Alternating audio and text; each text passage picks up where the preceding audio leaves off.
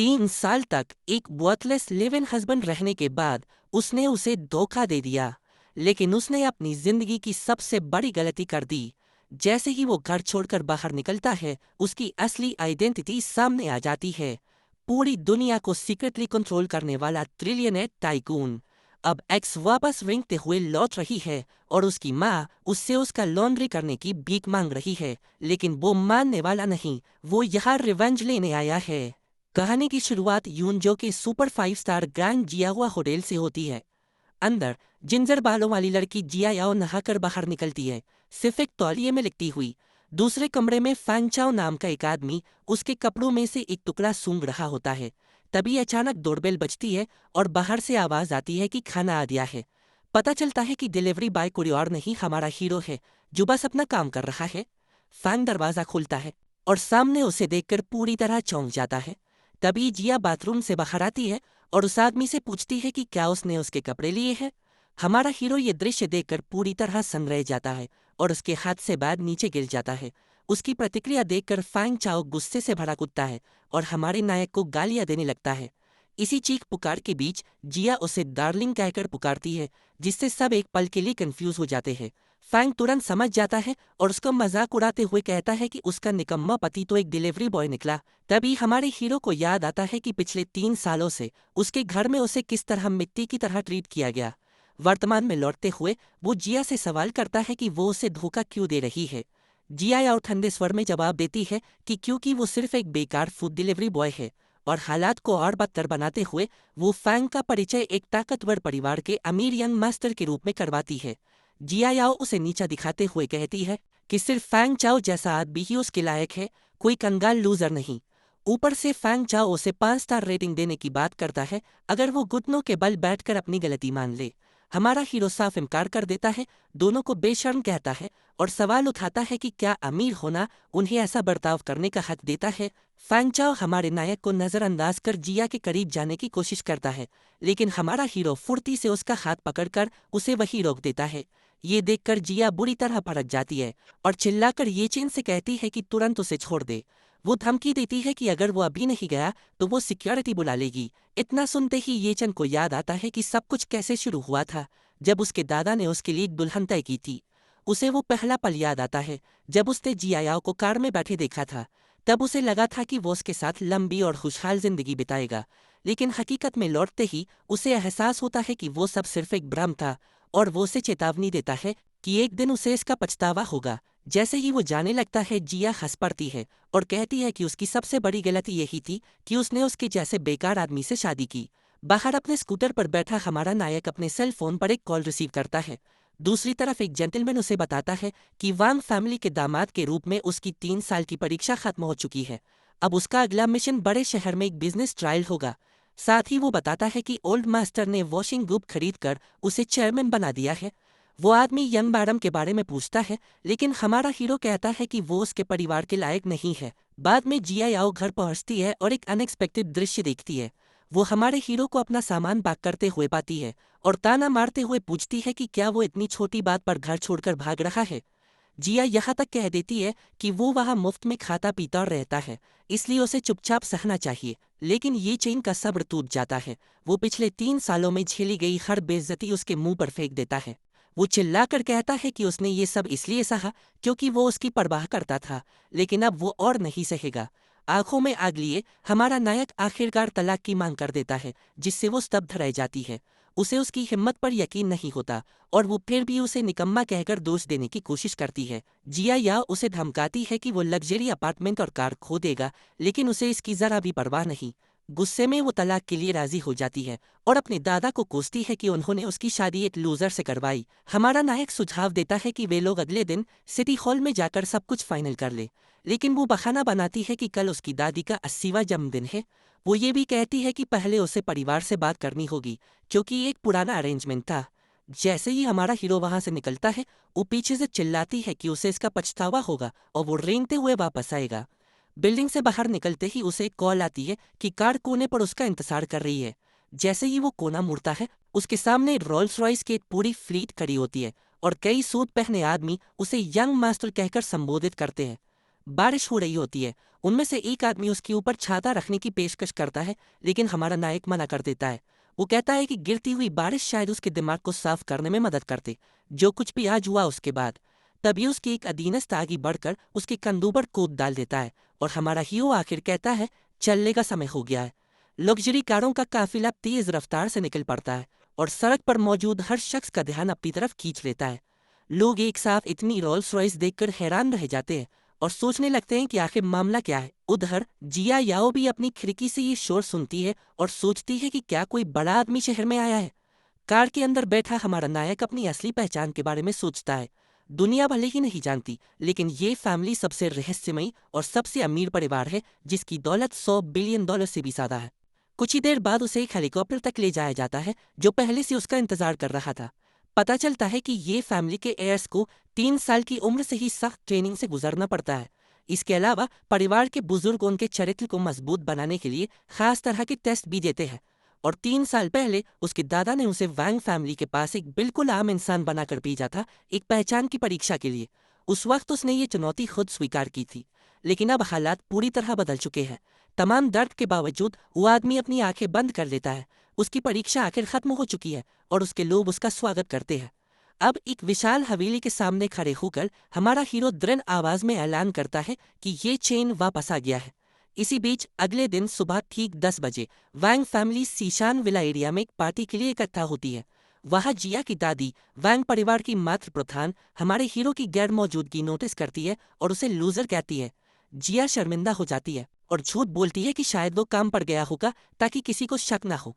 लेकिन उसके कजिन वैंग yuan yuan और वैंग शाओ जिये उसकी डिलीवरी बॉय वाली नौकरी का मजाक उड़ाने लगते हैं। ये सब सुनकर दादी गुस्से से भर जाती हैं और आदेश देती हैं कि हमारे नायक को तुरंत यहाँ बुलाया जाए, ये कहते हुए कि उसमें कोई मैनर्स नहीं है। कोई रास्ता ना देखकर जिया याओ सबको बता देती है कि वे दोनों असल में तलाक लेने वाले हैं। बूढ़ी महिला चौंक जाती हैं और चिल्लाकर पूछती हैं कि उन्हें इसकी इजाजत किसने दी, क्योंकि ये शादी अरेंज की गई थी। तब जिया याओ रोना शुरू कर देती है और अपनी इज्जत बचाने के लिए झूठ गढ़ती है कि ये चेन उसे धोखा दे रहा है। दादी उसकी बात पर यकीन कर लेती है और गुस्से से आग बबूला हो जाती है।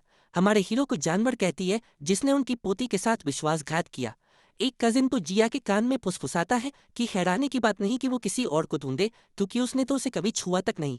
फिर भी बूढ़ी महिला को इससे कोई फर्क नहीं पड़ता और वो जोर देती है कि उसे ऐसा करने का कोई हक नहीं था। वो आदेश देती है कि तुरंत उसे कॉल किया जाए ताकि वो परिवार का न्याय सुना सके। आज्ञाकारी बनते हुए जिया अपना फोन निकालती है और कॉल लगाती है। दूसरी तरफ हमारा नायक कॉल रिसीव करता है। जिया याओ कहती है कि उसकी दादी उसे बुला रही हैं, लेकिन हमारा हीरो साफ मना कर देता है। वो फोन काट देता है, जिससे वो उसकी हिम्मत पर बुरी तरह गुस्से में आ जाती है। वो दादी को बताती है कि वो नहीं आ रहा और ये सुनकर दादी उसकी बदतमीजी पर और भड़क जाती हैं। तब दादी कजिन शाओदिये को आदेश देती है कि वो जाकर उसे जबरदस्ती लेकर आए। वो लड़का उसे सबक सिखाने के ख्याल से ही खुश हो जाता है। कजिन पूरे आत्मविश्वास से निकल जाता है और वैंग फैमिली इंतजार करने लगती है कि अब आगे क्या होगा। इसी मौके का फायदा उठाकर बूढ़ी महिला सबके सामने एक अहम घोषणा करती है। वो बताती है कि कल ही हैशिंग ग्रुप का एक नया रहस्यमयी चेयरमैन बना है और चूंकि वैंग परिवार का $70 मिलियन का कॉन्ट्रैक्ट दांव पर लगा है, इसलिए उन्हें नए बॉस को खुश करना होगा। उधर हमारे हीरो के आदमियों में से एक उससे पूछता है कि वो अभी भी डिलीवरी यूनिफॉर्म क्यों पहने हुए है। हमारा हीरो समझाता है कि आज उसके कॉन्ट्रैक्ट का आखिरी दिन है। जो उसने शुरू किया था उसे पूरा करना जरूरी है, क्योंकि अभी अपनी असली पहचान जाहिर करने का वक्त नहीं आया है। दुश्मनों को परछाइयों से देखना ही बेहतर है।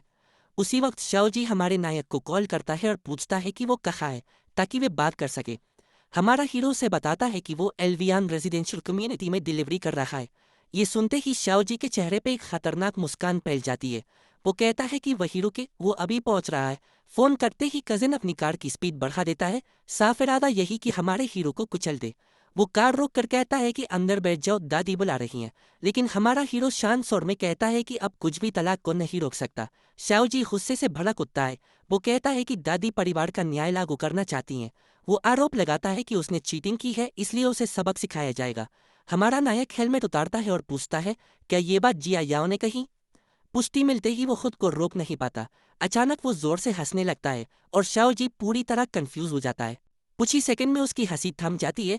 वो गंभीर होकर जिया को झूठ बोलने के लिए बेशर्म कहता है। उसकी आंखों की सख्ती देखकर शाओजी चौंक जाता है। वो नजर किसी अधीनस्थ की नहीं बल्कि किसी ऊंचे दर्जे वाले इंसान की लगती है। फिर भी शाओजी दोबारा कहता है कि कार में बैठो। हमारा हीरो फिर मना कर देता है। गुस्से में शाओ जी कार का दरवाजा खोलता है और मुक्को से हिसाब बराबर करने के लिए झपटता है, लेकिन लड़ाई शुरू होने से पहले ही खत्म हो जाती है। हमारा हीरो आसानी से वार बचा लेता है और एक थप्पड़ उसके चेहरे पर जड़ देता है। अपमानित होकर शाओ जी चाकू निकालता है और उसे खत्म करने की धमकी देता है। हमारा हीरो जरा भी नहीं घबराता, वार को बिना किसी मेहनत के टाल देता है, फिर एक सटीक पंच उसके चेहरे पर मारता है। जमीन पर पड़े शाओ जी के कानों में उसकी आवाज गूंजती है, अब वो वैंग फैमिली का पालतू नहीं है। अब से कोई भी उसे हुक्म नहीं देगा जब तक वो खुद न चाहे। हार कर पड़ा कजिन सिर्फ धमकी दे सकता है, जबकि हमारा हीरो वहां से चल देता है। उधर वॉन हाउ होटल में बर्थडे पार्टी अभी भी जारी है। वैंग फैमिली शाओ जी की कार को आते देख बेसब्री से इंतजार करती है। दादी तो अपने पोते की तारीफ भी करती हैं, ये सोचकर कि वो हमारे हीरो को साथ ले आया होगा। लेकिन सबके होश उड़ जाते हैं जब शाओ जी पिता हुआ कार से उतरता है और सीधा अपनी दादी की ओर भागता है। दादी हैरान होकर पूछती हैं कि किसने उसे मारा। वो तुरंत जिया याओ के बेकार पति पर इल्जाम लगा देता है। उसके पिता वैंग जीचियांग गुस्से से भर उठते हैं और कसम खाते हैं कि हमारे हीरो को बर्बाद कर देंगे। कजिन पुलिस बुलाने का सुझाव देता है, लेकिन दादी मना कर देती हैं। वो कहती हैं कि ये परिवार की बेइज्जती होगी, मामला घर के अंदर ही निपटेगा। वो वैंग जी चियांग को आदेश देती हैं कि अपने अंडरवर्ल्ड कनेक्शंस का इस्तेमाल करे और उसे सबक सिखाए। आधे घंटे बाद हमारा नायक हाईयुआन कम्युनिटी में डिलीवरी कर रहा होता है। वहां दो गुंडे उसे घेर लेते हैं और कहते हैं कि चुपचाप उनके साथ चले। हमारा हीरो तुरंत समझ जाता है कि इन्हें वैंग फैमिली ने भेजा है। वो मना कर देता है। गुंडे उस पर झपट पड़ते हैं, आदेश यही कि पहले उसके हाथ तोड़ो। लेकिन लड़ाई शुरू होने से पहले ही खत्म हो जाती है। दोनों जमीन पर पड़े दर्द से करा रहे होते हैं। हमारा हीरो शांत भाव से आगे बढ़ जाता है, खुश कि उसका काम प्रभावित नहीं हुआ। तभी उनमें से एक उठता है, आंखें गुस्से से लाल, और उसे रुकने को कहता है। वो पीछे से पकड़कर उसे रोकने की कोशिश करता है, लेकिन हमारे हीरो को सिर्फ खाने की चिंता है। खुशकिस्मती से खाना खराब नहीं हुआ। इसके बाद वो अपने स्कूटर पर बैठकर दिन की आखिरी डिलीवरी करने निकल पड़ता है। ओल्ड मैडम वांग का birthday bash Wang how hotel में पूरे शान से चल रहा है। उधर वांग जी चियांग अपनी माँ को बताता है कि जिन गुंडों को उसने भेजा था, उन्हें ये चेन ने बुरी तरह हरा दिया। ये सुनकर मातृ प्रधान झुंझला जाती है और सोचती है कि क्या वो निकम्मा दामाद चोरी छिपे कोई मार्शल आर्टिस्ट तो नहीं। तभी एक आदमी घोषणा करता है कि डिलीवरी कंपनी का बड़ा बॉस माकुन बधाई देने आया है। वांग जी चियांग तुरंत पहचान लेता है कि वो हमारे नायक का बॉस है और धीरे से अपनी माँ से कहता है कि उसके पास एक आइडिया है। माकुन आगे बढ़कर अपना परिचय देता है और जन्मदिन के लिए एक बेहद महंगी वाइन की बोतल गिफ्ट करता है। दादी औपचारिक धन्यवाद देती है और माकुन उनके खराब मूड को नोटिस कर लेता है। वो पूछता है कि क्या बात है। दादी कहती है कि परिवार कुछ परेशानी में है। तभी वांग जी चियांग माकुन को एक तरफ ले जाता है और ये चंग के बारे में मनगढ़ंत कहानी सुनाता है। वो झूठ बोलता है कि उसने चीटिंग की और उसके बेटे को भी मारा। ये सुनकर माकुन दंग रह जाता है। वांग जी चियांग मासूम बनकर कहता है कि वो कुछ नहीं कर सकता, लेकिन इशारा करता है कि शायद बॉस मदद कर सकता है। फिर वो खुलासा करता है कि ये चैन माकुन की कंपनी में डिलीवरी ड्राइवर है। माकुन चौंक जाता है। अमीर परिवार को खुश करने के लिए वो पूरी जिम्मेदारी लेता है और कहता है कि सब वो खुद संभालेगा। तुरंत वो अपने एक कर्मचारी को कॉल करता है और कहता है कि वांग हाउ होटल के लिए एक नकली डिलीवरी ऑर्डर डालो। 15 मिनट बाद हमारा नायक अपने स्कूटर पर पार्टी वेन्यू के सामने पहुंचता है, बिल्कुल अनजान। ये चैन फोन निकालकर माकुन को कॉल करता है और बताता है कि ऑर्डर पहुंच गया है। दूसरी तरफ माकुन शातिर मुस्कान के साथ कहता है कि ऑर्डर सीधे पार्टी हॉल में लेकर आओ। हमारा हीरो अजीब महसूस करता है और कहता है कि डिलीवरी ड्राइवर अंदर नहीं जा सकते। तभी वो होटल पहचान लेता है। फोन की दूसरी तरफ माकुन और ओल्ड मैडम वोंग एक दूसरे को देखकर हल्की मुस्कान साझा करते हैं। तुरंत माकुन अपना लहजा बदलता है और कहता है कि ठीक है, होटल के एंट्रेंस पर इंतजार करो। संदेह के बावजूद हमारा नायक डिलीवरी बैग लेकर हॉल के अंदर चला जाता है। जैसे ही वो अंदर कदम रखता है, वो अपने बॉस को वांग फैमिली के साथ खड़ा देखता है और तुरंत समझ जाता है कि वो जाल में फंस चुका है। सबके सामने माकुन उसकी ओर उंगली उठाकर चिल्लाता है कि यूनिफॉर्म उतारो और बैट साहब दो। ये चैन हैरान रह जाता है और सख्त नजरों से पूछता है कि मामला क्या है। वांग शाओजी बीच में कूद कर उसे बेवकूफ कहता है कि अपने ही बॉस माकुन को नहीं पहचानता। माकुन तिरछी मुस्कान के साथ कहता है कि अगर यकीन नहीं है तो वो उसे भर्ती करने वाले मैनेजर से कॉल करवा देता है। उसी पल ये चैन का फोन बजता है। मैनेजर बताता है कि कंपनी के प्रेसिडेंट को नाराज करने के कारण उसे नौकरी से निकाला जा रहा है। हमारा नायक भीतर से खिन्न हो जाता है। वो ये नौकरी इज्जत से छोड़ना चाहता था, लेकिन सब बिगड़ चुका है। अब कोई रास्ता न देखते हुए वो सबके सामने अपनी डिलीवरी जैकेट की जिप खोलने लगता है। वांग जी चियांग और उसका बेटा हंसते हुए उसका मजाक उड़ाते हैं, पूछते हैं कि उसका घमंड कहाँ गया। जैकेट उतारते हुए ये चैन शांत स्वर में पूछता है कि क्या माँ कुन की एजेंसी कॉन्ट्रैक्ट इस साल खत्म नहीं हो रही। माँ कुन चौंक जाता है और पूछता है कि उसे ये कैसे पता, फिर कहता है कि इससे उसे कोई मतलब नहीं। हमारा नायक मुस्कुराता है और कहता है कि अब उसे कैपिटल जाने की जरूरत नहीं पड़ेगी, क्योंकि वो कंपनी का एजेंट नहीं रहेगा। माँ कुन गुस्से में पूछता है कि वो खुद को क्या समझता है और अपने सीईओ से दोस्ती का घमंड दिखाता है।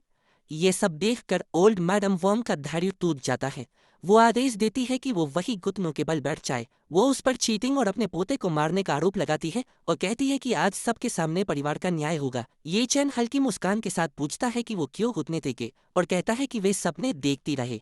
दादी उसे याद दिलाती है कि 3 साल पहले उसने वादा किया था कि अगर उसने कोई गलती की तो परिवार का न्याय स्वीकार करेगा। हमारा नायक हाथ सीने पर रखकर कहता है कि उसका वादा आज भी कायम है, क्योंकि वो अपनी बात का पक्का है। ये सुनकर वांग जी चियांग अपने आदमियों को परिवार का जायंट ड्रैगन रूलर लाने का आदेश देता है। कुछ ही पल बाद एक गुंडा सुनहरे रूलर के साथ आता है, जिसके सिरे पर ड्रैगन का सिर बना होता है। मेहमान आपस में फुसफुसाते हैं कि इससे मार पड़े तो कम से कम 3 दिन तक दर्द रहेगा।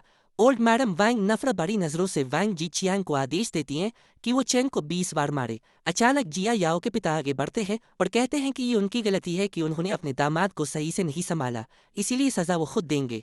लेकिन इससे पहले कि वो कुछ कर पाते, जिया अचानक आगे आती है, रूलर पकड़ लेती है और कहती है कि वो खुद अपने पति को मारेगी। हमारा प्रोटैगनिस्ट उसे घूर कर देखता है। पहले उस पर चीटिंग का झूठा आरोप लगाया गया, फिर उसे धोखा मिला और अब उसकी अपनी पत्नी ही उसे मारने के लिए तैयार खड़ी है। चैन तंज बड़े लहजे में कहता है, सच में मैंने तो एक बहुत अच्छी पत्नी से शादी की थी।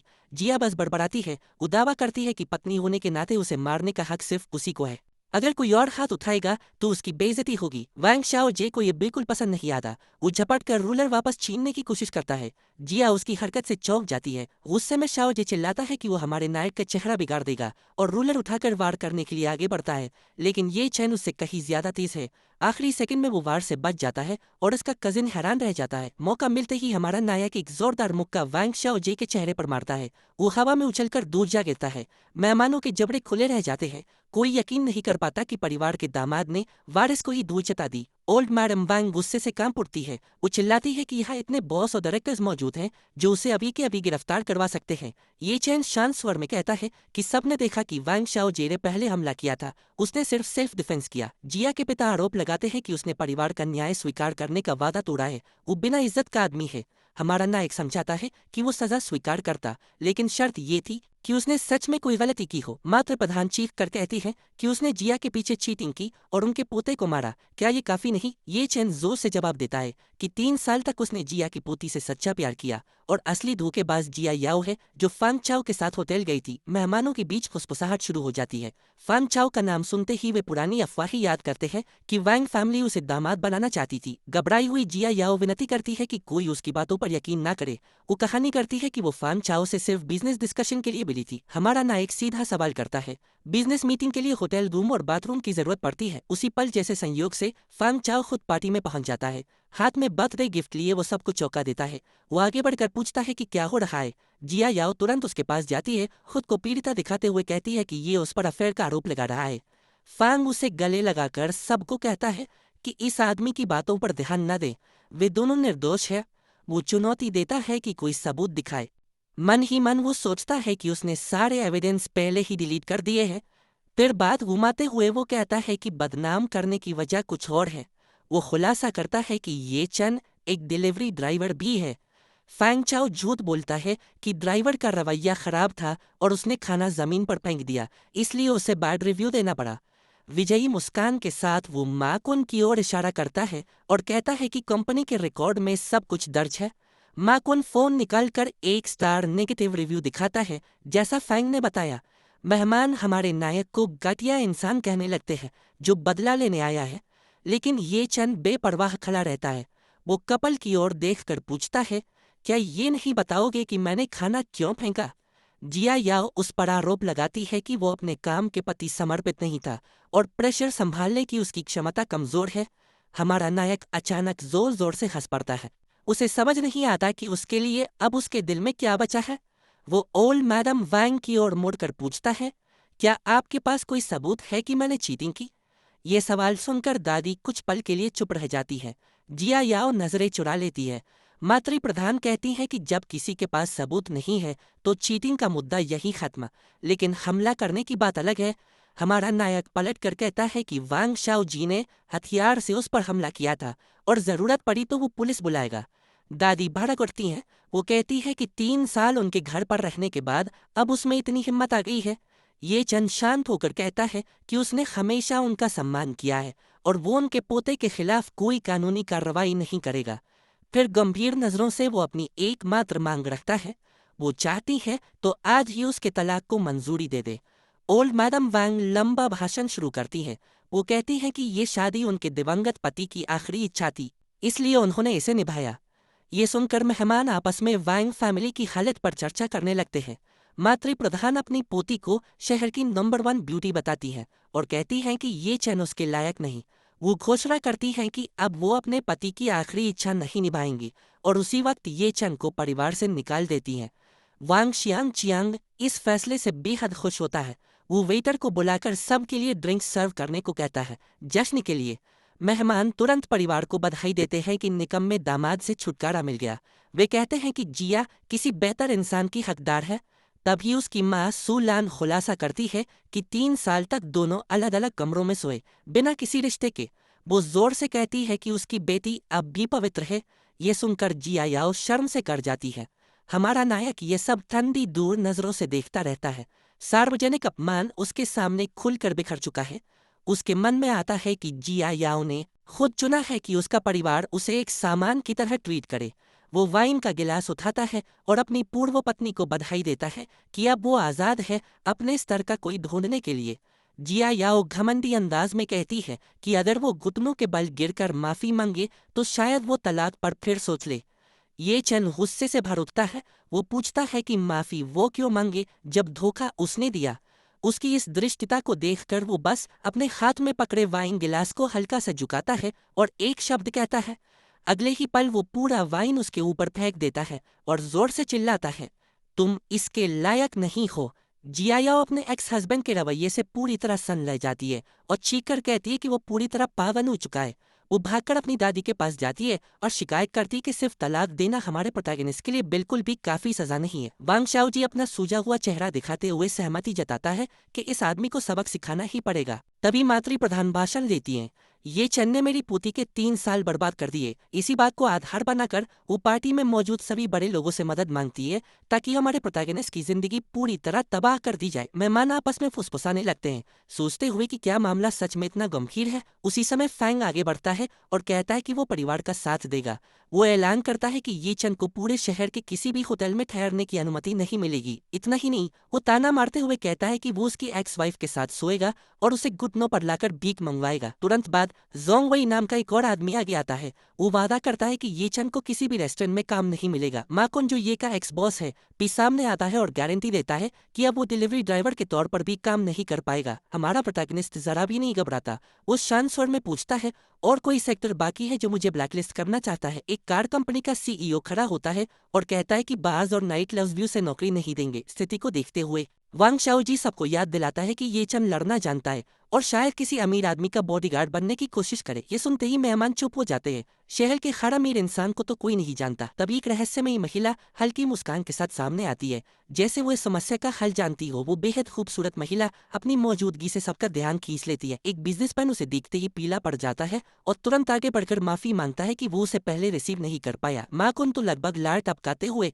प्रेसिडेंट वांग से कहता है कि तुरंत उनका परिचय करवाया जाए। वो आदमियों से डांटता है कि क्या वो मशहूर हुआशन ग्रुप की वाइस प्रेसिडेंट किन होंग यांग को नहीं पहचानता। ये सुनकर सब दंग रह जाते हैं। इतना ताकतवर ग्रुप और उसकी वीपी खुद यहाँ मौजूद है। सब आपस में कहते हैं कि भले ही ग्रुप का प्रेसिडेंट रहस्य है, लेकिन किन होंग यान बेहद प्रभावशाली है। हमारा प्रोटैगनिस्ट दूर खड़ा ये सब दिखता है। उसकी होठों पर हल्की मुस्कान आ जाती है। आखिर ये उसी की कंपनी है। वांग जिचियांग उस महिला के पास जाकर कहता है कि शहर के सभी अमीर लोगों को वही जानती है। माकुन बेवकूफ़ी भरी मुस्कान के साथ जोड़ता है कि इसलिए सारे रईस लोग उनसे जान पहचान बढ़ाना चाहते हैं। महिला उसे घना बड़ी नजर से देखती है। वो तुरंत माफी मांग लेता है कि उसने हद बार कर दी। फिर भी माकुन मन ही मन सोचता है कि वो इतनी ऊंचाई तक पहुंचने के लिए लिए जरूर कोई चाल चली होगी। इसके बाद वांग जीचियांग औपचारिक रूप से किन होंग यान से अनुरोध करता है कि वो ये चंग की जिंदगी बर्बाद करने में मदद करे। इस मांग पर महिला बिना कोई प्रतिक्रिया दिए अपना सिगरेट केस निकालती है। एक पल बाद वो बेहद नफासत से सिगरेट निकालकर अपने होठों पर रखती है। तुरंत कई आदमी अपने लाइटर आगे बढ़ा देते हैं। उसकी ताकत का अंदाजा साफ दिखता है, लेकिन किन होंग यान उन सभी लाइटर्स और प्रशंसा भरी नजरों को पूरी तरह नजरअंदाज कर देती है। आत्मविश्वास भरी मुस्कान के साथ वो हमारे प्रोटैगनिस्ट को पास आने का इशारा करती है। वो खुद चलकर अपनी ही कंपनी की वाइस प्रेसिडेंट के सामने पहुंचता है और पूछता है क्या चाहती हैं। सीधे उसकी आंखों में देखते हुए महिला कहती है मेरी सिगरेट जलाओ। ये सुनकर मेहमान हक्के बक्के रह जाते हैं। किसी को समझ नहीं आता कि वो उसे इतना महत्व क्यों दे रही है। हमारा प्रोटैगनिस्ट बिना घबराए सपाट लहजे में जवाब देता है मेरे पास लाइटर नहीं है। उसका ये जवाब सुनकर चिन होंगयान भी हल्का से चौंक जाती है। आसपास खड़े पुरुष इस दुस्साहस पर भड़क उठते हैं। शहर की सबसे चाही जाने वाली महिला के अनुरोध को ठुकराना। तभी चिन होंगयान खुद खड़ी होकर उसके बिल्कुल सामने आ जाती है, जैसे हालात को खुद संभालना चाहती हो। वो उसका नाम पूछती है, लेकिन वो अनजान बनने का नाटक करता है। हमारा प्रोटैगनिस्ट तंज कसते हुए कहता है अभी तो मेरा नाम लिया गया था, सुना नहीं। वांग जीचियांग महिला की इज्जत बचाने की कोशिश करता है, लेकिन वो हाथ के हल्के इशारे से उसे चुप करा देती है। वो ये कि और करीब आती है और कहती है कि उसके सरनेम की वजह से वो उसे एक रास्ता देना चाहती है। वो उसे ऊपर से नीचे तक देखती है, फिर प्रस्ताव रखती है। वो उसे अपना पर्सनल बॉडीगार्ड बनाना चाहती है। उधर मेहमान फिर से फुसफुसाने लगते हैं। क्या इतनी ताकतवर महिला ने उसमें दिलचस्पी ले ली है? दूर खड़ी जिया याओ ये सब देखती रहती है। उसके चेहरे पर साफ जलन दिखाई देती है। उसे समझ नहीं आता कि आखिर हो क्या रहा है। वांग जीचियांग मौका पकड़ते हुए चिन होंगयान से नए प्रेसिडेंट का पूरा नाम पूछता है, लेकिन वो सीधा जवाब देने से बचती है और कहती है कि उसके बॉस अभी अपनी पहचान गुप्त रखना चाहते हैं। हमारा प्रोटैगनिस्ट समझ जाता है कि उसे असलियत का कोई अंदाजा नहीं है। वो पूछता है आप मेरी मदद कैसे करेंगी? आत्मविश्वास भरी मुस्कान के साथ वो कहती है कि अगर वो घुटनों के बल बैठकर माफी मांग ले तो वो मामला सुलझाने के लिए बीच बचाव कर सकती है। फिर वो उसे 2 लाख सालाना सैलरी पर बॉडीगार्ड की नौकरी ऑफर करती है।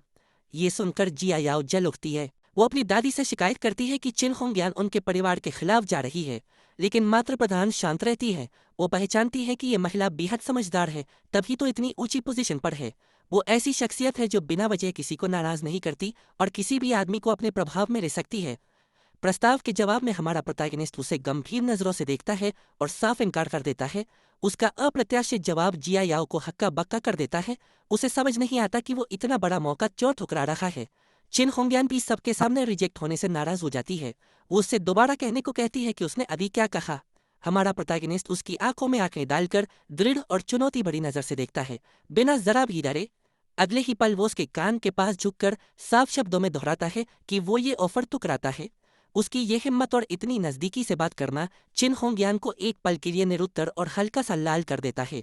वांग जीचियांग इस दृश्य से चिढ़ जाता है, लेकिन ये चैन कहता है कि वो सिर्फ इसीलिए पास आया था ताकि वो साफ सुन सके। चेहरा गुस्से से तमतमाया हुआ चिन होंगयान कहती है कि उसमें उसे चुनौती देने की काफी हिम्मत है। फिर वो मुड़कर मातृ प्रधान से कहती है कि अब वो वांग फैमिली का साथ देगी और ये चैन को कुचलने में मदद करेगी। ये सुनकर जिया याओ पर बाकी मेहमान खुश हो जाते हैं। अब शहर में उसके लिए कोई रास्ता नहीं बचेगा। हमारा प्रोटैगनिस्ट शांत स्वर में पूछता है ये आपका निजी फैसला है या पूरे हुआशिंग ग्रुप की तरफ से? वो याद दिलाता है कि वो सिर्फ वाइस प्रेसिडेंट है और कंपनी की ओर से ऐसा बड़ा ऐलान करने का अधिकार उसके पास नहीं है।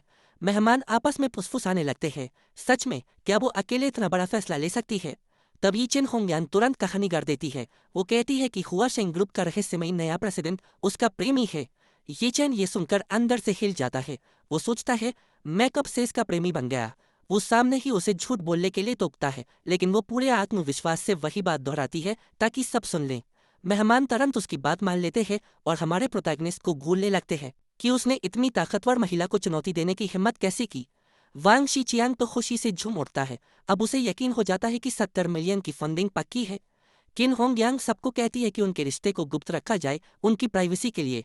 हमारा प्रोटैगनिस्ट हल्की मुस्कान देता है। उसे समझ आ जाता है कि वो अपने ही झूठ के खुलासे से डर रही है।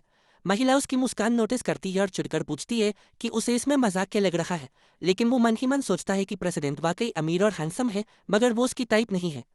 किन होंगयांग झूठ को आगे बढ़ाते हुए कहती है कि प्रेसिडेंट उस पर फिदा हो गया था और उसके लिए एक पूरा आइलैंड तक किराए पर ले लिया। हमारा प्रोटैगनिस्ट उसकी कहानी सुनकर स्तब्ध रह जाता है, लेकिन तय करता है कि इस पर बहस करना बेकार है। वो मुड़कर जिया याओ से कहता है कि अब रजिस्ट्री ऑफिस चलकर तलाक फाइनल कर लेते हैं, लेकिन वांग शाओजे बीच में रोक देता है। वो कहता है कि शहर छोड़ने से पहले उन्हें एनिवर्सरी बैंक्वेट में रुकना चाहिए। फिर वो माकुन की तारीफ करता है कि उसने पहले ये चैन को कितनी अच्छी तरह बेइज्जत किया। माकुन हंसते हुए कहता है कि उसे तो वो सब रिकॉर्ड कर लेना चाहिए था। ये सुनते ही हमारे प्रोटैगनिस्ट की आंखों में गुस्से की चमक दौड़ जाती है। वो तय कर लेता है कि माकुन को इसकी कीमत चुकानी होगी। वो सबके सामने फोन निकालता है और बिना परवाह किए कॉल लगा देता है। दूसरी तरफ से आवाज आती है, थर्ड यंग मास्टर। वो पूछता है टुआन टुआन के सीईओ का क्या हाल है। फिर वो आदेश देता है कि शहर की डिलीवरी एजेंसी का लाइसेंस तुरंत रद्द कर दिया जाए। उधर से जवाब मिलता है कि सीईओ उसके दादा से मिलने के लिए कुछ भी करेगा। हमारा प्रोटैगनिस्ट कहता है कि अच्छे काम के बदले वो उसके लिए डिनर अरेंज करेगा। कॉल करते ही हॉल में सन्नाटा छा जाता है। सब उसे घूरते रह जाते हैं। वांग शाओजी जोर से हंस पड़ता है और पूछता है कि ये चंद खुद को क्या समझता है जो ऐसी बेवकूफ़ी बड़ी धमकी दे रहा है। माँ कुन भी मजाक उड़ाता है। वो कहता है कि इस छोटे से ड्रामे से कोई बेवकूफ़ नहीं बनेगा। वो उसके दादा को कोई बूढ़ा किसान कहकर अपमानित करता है और दावा करता है कि सीईओ एक बड़ा बिलियनर है, उनसे बहुत ऊपर। किन होंग यांग चुपचाप ये सब देखती रहती है। उसकी नज़रों में शक झलकता है। बॉलरूम का माहौल भारी हो जाता है। उसी वक्त माकुन का फोन बजता है। वो खुश हो जाता है, सोचता है कि शायद सीईओ वो कॉन्ट्रैक्ट रिन्यू करने के लिए कॉल कर रहे हैं। लेकिन जैसे ही वो कॉल उठाता है, दूसरी तरफ से ठंडी आवाज आती है, उसकी एजेंसी की क्वालिफिकेशन तुरंत प्रभाव से रद्द कर दी गई है। जैसे ही एक्स बॉस को ये भयानक खबर सुनाई देती है, उसका चेहरा तुरंत पीला पड़ जाता है और ठंडा पसीना उसके माथे से टपकने लगता है। बेचैनी में वो मेहमानों की तरफ देखता है और सोचता है कि इतने बड़े लोगों के सामने वो बेइज्जत नहीं हो सकता। इसलिए वो जोर से बोलना शुरू कर देता है और सबके सामने झूठ गढ़ देता है कि कॉन्ट्रैक्ट 8 मिलियन की फीस पर रिन्यू हो गया है। फोन पर दूसरी तरफ से आवाज साफ कह रही होती है कि पार्टनरशिप खत्म हो चुकी है। लेकिन माकुन फिर भी दिखावा करता रहता है कि वो जश्न मनाने के लिए ड्रिंक्स पर जा रहे हैं। वो हंसते हुए अलविदा कहता है, भविष्य में सुखद सहयोग का वादा करता है, जबकि उधर सीईओ से लाइन पर पागल कह रहा होता है। कॉल करते ही वो घबराई हुई हंसी हंसता है, मगर हमारा प्रोटैगनिस्ट उसकी इस दयनीय एक्टिंग को साफ समझ जाता है। माकुन फिर सीधे चेहरे के साथ बाकी मेहमानों की ओर मुड़कर दावा करता है कि डील पूरी तरह पक्की हो चुकी है। अच्छी खबर सुनते ही वांग शाओजी दोस्त का प्रस्ताव रखता है और झूठा आदमी अपनी ही बेबसी भरे आंसुओं के साथ मिली हुई वाइन पी जाता है। लेकिन ये चैन उसकी आंखों में चमकते आंसू देख लेता है और हल्की मुस्कान के साथ समझ जाता है कि उसका दांव पूरी तरह काम कर गया। वाइस प्रेसिडेंट को ये आंसू अजीब लगते हैं और वो पूछती है कि क्या वो ठीक है। वो तुरंत बहाना बना देता है कि तेज ड्रिंक गलत तरह से गले में चली गई। तभी हमारा हीरो बाहें मोड़कर सीधा सवाल करता है, क्यों नहीं सबको बता देते कि तुमने एजेंसी खो दी है। बेनकाब होने पर माकुन गुस्से से चिल्लाता है कि हेडक्वार्टर ने टेक ओवर कर लिया है और इसका उस युवा से कोई लेना देना नहीं। हमारा प्रोटैगनिस्ट आरोपों की परवाह तक नहीं करता और शांत स्वर में कहता है कि वो बहस में समय बर्बाद नहीं करेगा, क्योंकि उसे सच पता है। माकुन पसीने से तर है, लेकिन मेहमानों को शक है कि कोई बेकार live in son in law पूरी एजेंसी गिराने की ताकत रख सकता है। हालांकि किन होंगयान सोच में पड़ जाती है। वो शक बड़ी नजर से युवा को देखती है और मन में सवाल करती है कि क्या वो सच में कोई ताकतवर इंसान हो सकता है। उसी समय जिया की माँ आगे बढ़कर माहौल शांत करने की कोशिश करती है। वो सबको भरोसा दिलाती है कि उसकी बेटी का एक्स हस्बैंड बस एक देहाती है जिसका कोई प्रभाव नहीं। वो आगे उसे अपमानित करती है, कहती है कि अगर वो सच में किसी बड़े लोगों को जानता होता तो खुद को कुत्ते जैसा बर्ताव सहने नहीं देता। दर्शक हंस पड़ते हैं और उसकी बात से सहमत हो जाते हैं। उनका मानना है कि असली यंग मास्टर्स इतने लाड़ प्यार में पले होते हैं कि इतनी तकलीफें नहीं झेल सकते। अपनी इज्जत बचाने के लिए माकुन एक बेहद महंगी वाइन की बोतल दिखाने लगता है, लेकिन तभी वेटर सबको खाने के लिए बुला लेते हैं। ये दृश्य देखते हुए हमारा हीरो समझ जाता है कि ये परिवार कितना मटीरियलिस्टिक है और क्यों उसे धोखा दिया गया। उसी वक्त हेड शेफ ऐलान करता है कि बैंक्वेट शुरू होने वाला है और सभी से मेन हॉल में चलने का अनुरोध करता है। चलते हुए जिया धीरे से उससे कहती है कि डिनर के बाद ही तलाक फाइनल करे ताकि पार्टी खराब ना हो। कोई और रास्ता ना देखकर प्रोटैगनिस्ट पीछे की एक टेबल पर अकेले बैठ जाता है और तय करता है कि सबके खाने के बाद ही उठेगा। अचानक उसके पास बैठी वांग युआन युआन सिर्फ इसलिए हंगामा खड़ा कर देती है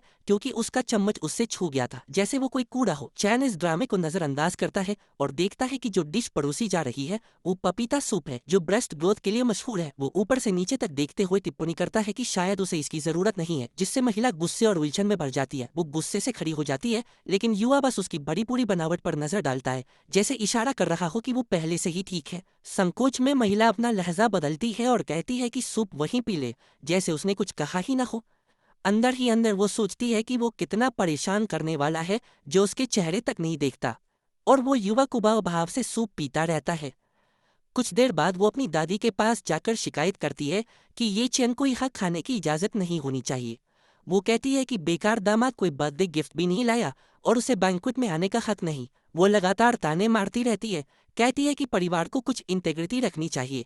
तलाक तो खाने के बाद होगा, लेकिन आज 18वां जन्मदिन है और वो खाली याद आया है। हमारा प्रोटैगनिस्ट चुपचाप सब सुनता रहता है। वो सोचता है कि अगर मात्र प्रधान ने 3 साल तक तलाक पर रोक न लगाई होती तो उसका मिशन कब का फेल हो गया होता। इसलिए वो उस अजीब नियम के लिए भीतर ही भीतर आभारी है। आज जब वो आधिकारिक रूप से परिवार छोड़ रहा है तो ये तय करता है कि उसे भी बदले में कुछ देना चाहिए। वो फोन निकालता है और अपने अधीनस्थ को गिफ्ट तैयार कर तुरंत होटल पहुंचाने का आदेश देता है। उसे फोन पर देखकर जिया याओ तिरस्कार से हंसती है। वो पूछती है, क्या तुम्हें अपना जमीर कूड़े में मिला? और गमन से चेतावनी देती है कि वांग फैमिली सबके सामने कोई सस्ता कबाड़ स्वीकार नहीं करेगी। उसकी पत्नी उसे अपमानित करती रहती है, कहती है कि खुद को और शर्मिंदा न करे, वो तो बस एक फ्रीलोडर है। यहाँ तक कि वो ऑफर देती है कि वो किसी को बेचकर गांग का गिफ्ट खरीदवा दे ताकि वो दिखावा कर सके कि वही लाया है। लेकिन हमारा हीरो शांति से खाना खाता रहता है, उसकी चिल्लाहट को पूरी तरह नजरअंदाज करते हुए। इससे महिला और भड़क जाती है। वो चिल्लाकर पूछती है कि क्या वो बहरा हो गया है, फिर भी युवा अपनी प्लेट से नजर नहीं उठाता। करीब 10 मिनट बाद पीले हेलमेट पहने एक साधारण डिलीवरी मैन होटल की शानदार लॉबी में खड़बड़ाते हुए दाखिल होता है। आसपास की दौलत शान के बीच वो साफ अलग नजर आता है और किसी अर्जेंट पैकेज के रिसीवर को ढूंढ रहा होता है। स्टाफ का एक सदस्य उसे दरवाजे पर रोक देता है, कहता है कि ये प्राइवेट पार्टी है और बाहर वालों की एंट्री मना है। वो विनम्रता से समझाता है कि वो सिर्फ बर्थडे गिफ्ट डिलीवर करने आया है और तुरंत चला जाएगा। स्थिति देखकर वो थोड़ा उलझन में इधर उधर देखता है और शालीनता से पूछता है कि आज किसका जन्मदिन है ताकि वो पैकेज सही व्यक्ति को दे सके। वांग शाओ जी खड़ा हो जाता है, सोचता है शायद ये खाना है। डिलीवरी मैन बताता है कि रास्ते में एक रोल्स रॉयस के मालिक ने उसे 500 रुपए दिए बस इस पैकेज को जितनी जल्दी हो सके होटल पहुंचाने के लिए। रोल्स रॉयस शब्द सुनते ही गमंदी कजिन मान लेता है कि ये गिफ्ट किसी बड़े आदमी ने उसकी दादी के लिए भेजा है। वो हाथ बढ़ाकर कहता है कि पैकेज तुरंत दे दो। पूरा हॉल उत्सुकता से भर जाता है कि इस रहस्यमयी बॉक्स में क्या है जिसे किसी मिलियनर के आदेश पर भेजा गया। वांग शाओ जी सावधानी से बॉक्स खोलता है, उम्मीद करता है कि अंदर कुछ शानदार होगा। जैसे ही ढक्कन खुलता है, हरी रोशनी चमक उठती है। उसके माथे पर ठंडा पसीना आ जाता है। वो पूरी तरह स्तब्ध है। अंदर बेहद दुर्लभ और कीमती आइस जेड का टुकड़ा है जिसकी कीमत एक असली दौलत है। वांग शाओ जी का जबड़ा खुला रह जाता है। वो चिल्लाकर कहता है कि ये जेड पूरी तरह साफ है और कम से कम 10 मिलियन की है। मेहमान फुसफुसाने लगते हैं। उन्हें यकीन नहीं होता कि एक साधारण डिलीवरी मैन इतनी कीमती चीज लेकर आया है। सब सोचने लगते हैं कि इसके पीछे कौन सा टाइकून है। हॉल में हलचल मच जाती है, लेकिन हमारा प्रोटैगनिस्ट शांति से खाना खाता रहता है, जैसे इस पूरे तमाशे से उसका कोई लेना देना ही नहीं। इसके बाद पूरा हॉल उस ब्रेसलेट की खूबसूरती में खो जाता है। सब मेट रियाक वांग से पूछने लगते हैं कि आखिर वो दरिया दिल शख्स कौन है जिसने इतना महंगा गिफ्ट भेजा। लेकिन बूढ़ी महिला खुद उस जड़ाऊ पीस को उलझन में देखती रहती हैं और मान लेती हैं कि उन्हें नहीं पता किसने भेजा है, क्योंकि वो किसी इतने अमीर और रहस्यमय इंसान को जानती ही नहीं। वांग युआन युआन भी जेड की बेमिसाल क्वालिटी से प्रभावित हो जाती है और अंदाजा लगाने लगती है कि इतनी दौलत बेचने वाला कौन हो सकता है। कुछ ही देर में वानिटी हावी हो जाती है। वो कल्पना करने लगती है कि शायद उसके किसी अमीर चाहने वाले ने ये भेजा हो। वो खुद को ये यकीन दिला देती है कि उसकी बेमिसाल खूबसूरती ने किसी यंग मास्टर को उस रात उसका दिल जीतने के लिए मिलियंस खर्च करने पर मजबूर कर दिया। दूसरी तरफ वांग जीचियांग शेखी बघारता है कि ये जरूर उसकी बेटी का कोई सीक्रेट एडमायरर होगा जिसने प्यार में डूबकर ये पैकेज भेजा है। इसी धारणा पर वे एक दूसरे को बधाई देने लगते हैं, जैसे कोई उदार अरबपति दामाद जल्द ही परिवार में शामिल होने वाला हो। हमारा हीरो ये सारा दयनीय तमाशा देखकर भीतर ही भीतर मुस्कुरा देता है। वो सोचता है कि ये लोग कोई भी बेतुका झूठ गढ़ लेंगे बस ये मानने से बचने के लिए कि ज्वेल उसने खरीदा है। वो अपना मुंह पोंछता है, टेबल से उठता है और अपनी पत्नी से पूछता है कि क्या वो खाना खत्म कर चुकी है ताकि वे यहाँ से निकल सके।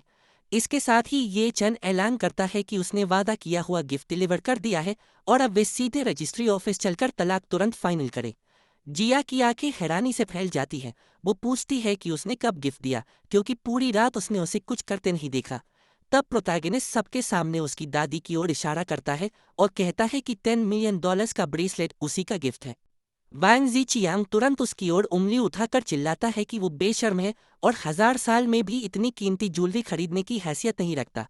कजिन ड्रामा जारी रखता है। जिया याओ से कहता है कि अपने पति को खुद को शर्मिंदा न करने दे, क्योंकि ये गिफ्ट जरूर किसी अमीर सूतर ने भेजा है। ये सुनकर पत्नी जल्दी से उसे खींचने लगती है और कहती है कि उन्हें रजिस्ट्री ऑफिस भागना चाहिए, क्योंकि वो एक सेकंड भी किसी लूजर से शादीशुदा नहीं रह सकती। जाने से पहले ये चन बूढ़ी महिला की ओर गंभीरता से देखता है और कहता है कि 3 साल साथ बिताने के बदले ये ब्रेसलेट उसका विदाई उपहार है। वो इस भाव को नजरअंदाज कर देती है और चिल्लाकर कहती है कि शेखी बघारना बंद करे और दफा हो जाए, क्योंकि वो वांग क्लैम के लिए चलता फिरता अपमान है। उसी वक्त वांग जी चियांग खतरनाक नजरों से सामने आता है और कहता है कि तलाक के पेपर साइन करते ही वो ट्रेन पकड़कर युनजू से गायब हो जाए। लेकिन हमारा हीरो इस धमकी से बिल्कुल नहीं घबराता। वो ठंडे स्वर में जवाब देता है कि उसकी आज़ादी उसकी अपनी है, कोई तय नहीं करेगा कि उसे कहाँ रहना चाहिए।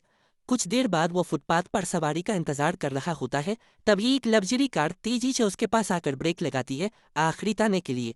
कार के अंदर फैंग शैतानी मुस्कान के साथ बैठा है। वो कहता है कि ये लड़का BMW में बैठने लायक नहीं, इसे तो किराए की साइकिल लेनी चाहिए। प्रेमी एक और ठहाका लगाता है और कहता है कि वे सरकारी बिल्डिंग के गेट पर इंतजार करेंगे, उसे पीछे छोड़ते हुए। इस अपमानजनक स्थिति में भी ये चंद बस एक साधारण टैक्सी रोकता है और ड्राइवर से कहता है कि उसे सीधे सिविल अफेयर्स ऑफिस ले चले ताकि सब खत्म हो जाए। वहां पहुंचते ही वे मीडिएशन रूम में दाखिल होते हैं। माहौल ठंडा और पूरी तरह सरकारी है, जो उस अरेंज मैरिज के अंत की गवाही देता है। प्रक्रिया जल्दी पूरी हो जाती है। कुछ ही मिनटों में स्टाफ लाल सर्टिफिकेट थमा देता है और तलाक आधिकारिक हो जाता है। डॉक्यूमेंट हाथ में लेते हुए युवा अपने कंधों से बोझ उतरता महसूस करता है। 3 साल की यातना के बाद वो आखिरकार live in son in law नहीं रहा। लेकिन बाहर निकलते ही फैंग चाओ सामने आ जाता है और मजाक उड़ाते हुए कहता है कि वो अब बेकार सन इन लॉ से अबांडन सन इन लॉ बन गया है। ये जन अपने अगले इम्तिहान पर ध्यान केंद्रित रखता है। वो तानों की परवाह नहीं करता और ठंडे स्वर में कहता है कि वो उस औरत से कोई लेना देना नहीं रखना चाहता। इतना कहकर वो मुड़कर चला जाता है। जिया गुस्से से तिलमिला उठती है। वो सड़क के बीचों बीच चिल्लाती है और अपने एक्स हस्बैंड को बेकार अबांडन सन इन लॉ कहती रहती है। वो टैक्सी में बैठ जाता है, जबकि महिला गुस्से में लग्जरी कार में बैठकर फैंग चाओ को आदेश देती है कि टैक्सी का पीछा करे ताकि पक्का हो जाए कि वो शहर छोड़ दे। फैंग चाओ आत्मविश्वास भरी मुस्कान के साथ गाड़ी चलाता है। उसे यकीन है कि ये चन ट्रेन स्टेशन की ओर भाग रहा है। भीड़ भाड़ वाली सड़कों से गुजरते हुए वे सोचते हैं कि जब उन्होंने उसके सारे सहारे बंद कर दिए हैं तो उसके पास शहर छोड़ने के अलावा कोई विकल्प नहीं। लेकिन जिया याओ पैसेंजर सीट पर बेचैन होने लगती है। उसे अपने एक्स हस्बैंड का आत्मविश्वास भरा चेहरा याद आता है और उसे लगता है कि इस पूरी स्थिति में कुछ अजीब है। अचानक फैंग चाओ भौहें से कोड़ता है। उसे एहसास होता है कि टैक्सी का रास्ता न तो ट्रेन स्टेशन की ओर है न बस टर्मिनल की तरफ। पूर्व पत्नी पूछती है कि क्या ये एयरपोर्ट का रास्ता है, लेकिन ड्राइवर इनकार करता है और कहता है कि ये रास्ता सीधे अमीर इलाके XH की ओर जाता है। ये सुनकर महिला घबरा कर नाखून चबाने लगती है। क्या वो सच में युनजाओ में रहने का इरादा रखता है? फैंग चाओ उसे समझाने की कोशिश करता है कि शायद वो कोई सस्ता होटल ढूंढ रहा होगा, लेकिन भरोसा दिलाता है कि उनके प्रभाव से कोई उसे कमरा नहीं देगा। करीब 10 मिनट बाद टैक्सी वेस्ट लेक के शानदार फोर सीजन्स होटल के सामने रुकती है। पीछा कर रहे दोनों पूरी तरह हैरान रह जाते हैं। ये चन को सीढ़ियां चढ़ते देख फैंग चाओ हंसता है और कहता है कि वो जरूर वेटर या सफाई कर्मचारी की नौकरी मांगने आया होगा। पूर्व पत्नी उसकी हिम्मत पर भड़क उठती है। बैंक्वेट में साफ कहा गया था कि उसे शहर में कोई नौकरी नहीं मिलेगी। उसे एक बार और अपमानित करने के लिए फैंग चाओ फोन निकालता है और होटल में मैनेजर के तौर पर काम करने वाले अपने जानकार को कॉल करता है जाल बिछाने के लिए। वो मैनेजर को आदेश देता है कि ये चंद नाम के किसी आदमी को नौकरी पर ना रखे जो अभी अंदर गया है। उसे लगता है कि वो हमारे हीरो की जिंदगी बर्बाद कर रहा है, लेकिन मैनेजर की बात सुनते ही उसका चेहरा बदल जाता है। वो हैरानी से चिल्ला उठता है, जिसे जिया धरकर पूछती है कि क्या हुआ। फोन काटकर वो उलझन में बताता है कि कर्मचारी ने चेक किया लेकिन कोई भी नौकरी मांगने नहीं आया। दोनों हैरान रह जाते हैं कि फिर वो अंदर गया क्यों है। फैंग चाओ की आंखें फैल जाती है। वो अजीब संभावना जताता है कि शायद वो काम करने नहीं बल्कि मेहमान बनकर रहने आया हो। पूर्व पत्नी तुरंत इस विचार को खारिज करती है।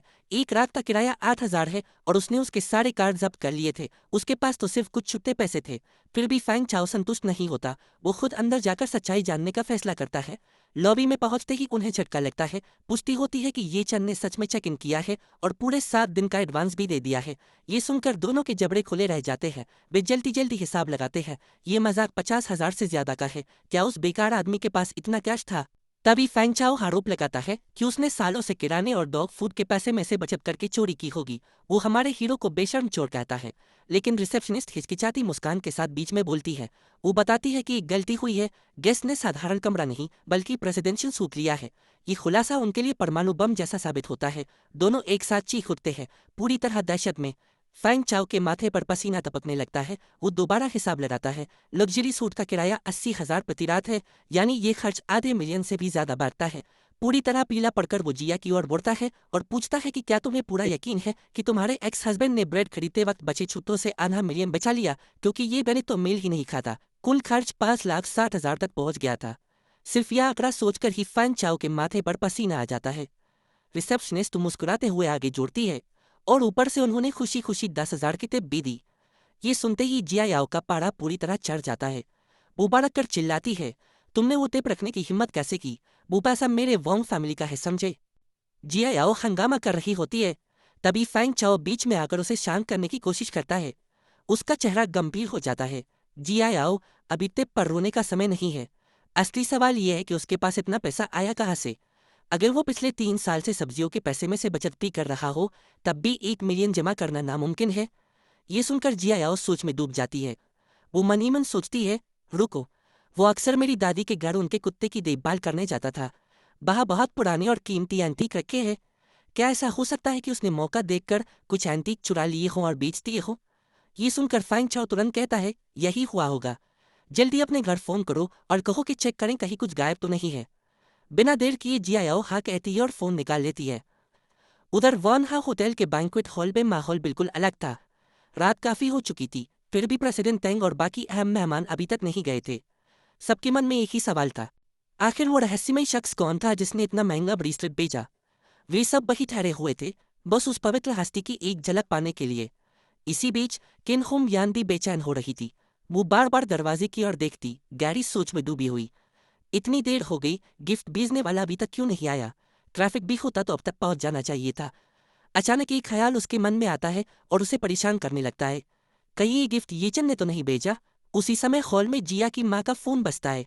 स्क्रीन पर डॉटर लिखा देख वो तुरंत कॉल उठाती है। हेलो जिया, सब ठीक है? उस लूजर से तलाक हो गया ना? दूसरी तरफ जिया की आवाज़ घबराहट और गुस्से से भरी होती है। मॉम, तुरंत दादी के घर जाओ, चेक करो कि उनकी पुरानी कैलीग्राफी या पेंटिंग्स में से कुछ गायब तो नहीं है। वो चीखते हुए उसे दोष देती है, वो बदमाश जरूर हमारे परिवार की चीजें चुराकर बेच रहा है। ये सुनकर माँ सन्न जाती है। क्या उस लूजर ने सच में दादी के एंटीक चुरा लिए? माँ की ऊंची आवाज किन होंगयान के कानों तक पहुंचती है। ये सुनते ही किन होंगयान गहरी सांस लेती है, जैसे सारा सस्पेंस खत्म हो गया हो। सिगरेट का धुआं छोड़ते हुए वो मन में सोचती है, मैंने सोचा था वो कोई बड़ा शख्स है, लेकिन निकला तो एक छोटा मोटा चोर। उसकी दिलचस्पी पूरी तरह खत्म हो जाती है। वो खड़ी होकर कहती है, ओल्ड मैडम, प्रेसिडेंट वोंग को कंपनी में कुछ जरूरी काम है, इसलिए मैं अब चलती हूँ। ओल्ड मैडम वोंग तुरंत सम्मान से खड़ी हो जाती है और कहती है, प्रेसिडेंट किन, फाइनेंसिंग का मामला अब आपके हाथ में है। ये सुनकर किन होंग यांग कहती है, चिंता मत कीजिए, और वहां से निकल जाती है। जैसे ही वो जाती है, बाकी मेहमान समझ जाते हैं कि वो रहस्यमय टाइकून आज नहीं आने वाला। कुछ देर बाद ओल्ड मैडम वोंग गुस्से और उलझन में पूछती है, जिया याओ ने क्या कहा? तलाक के बाद ही उसे चोरी का पता क्यों चला? माँ गुस्से में समझाती है कि जिया याओ ने बताया कि उसने वेस्ट लेक होटल का प्रेसिडेंशियल स्वीट एक हफ्ते के लिए बुक किया है। वहाँ लगभग 6 लाख उड़ा दिए, इसलिए उन्हें शक है कि ये पैसा एंटीक बेच कर आया होगा। ये सुनकर ओल्ड मैडम वॉन्ग का गुस्सा फूट पड़ता है। वो मेज पर हाथ मारकर चिल्लाती है, ये live in son in law. लेकिन वो अभी भी ब्रेसलेट बेचने वाले मेहमान का इंतजार कर रही है। वो खुद को काबू में रखती है और सोचती है कि इतने बड़े मौके को किसी छोटे इन लॉ की वजह से गंवाया नहीं जा सकता। वो परिवार को 2 हिस्सों में बांट देती है। जित्सियोन, सुसिन, युआन युआन, तुम लोग मेरे साथ यही रुको, हम थोड़ा और इंतजार करेंगे। फिर वो बाकी लोगों की ओर मुड़ती है। शाओजे, जिद्दीवान, सुलान, तुम लोग अभी मेरे घर जाओ और देखो क्या क्या गायब है। सब तुरंत हामी भरते हैं। दृश्य बदलता है। शाओजे और जिया याओ के पिता माता विला पहुंचते हैं।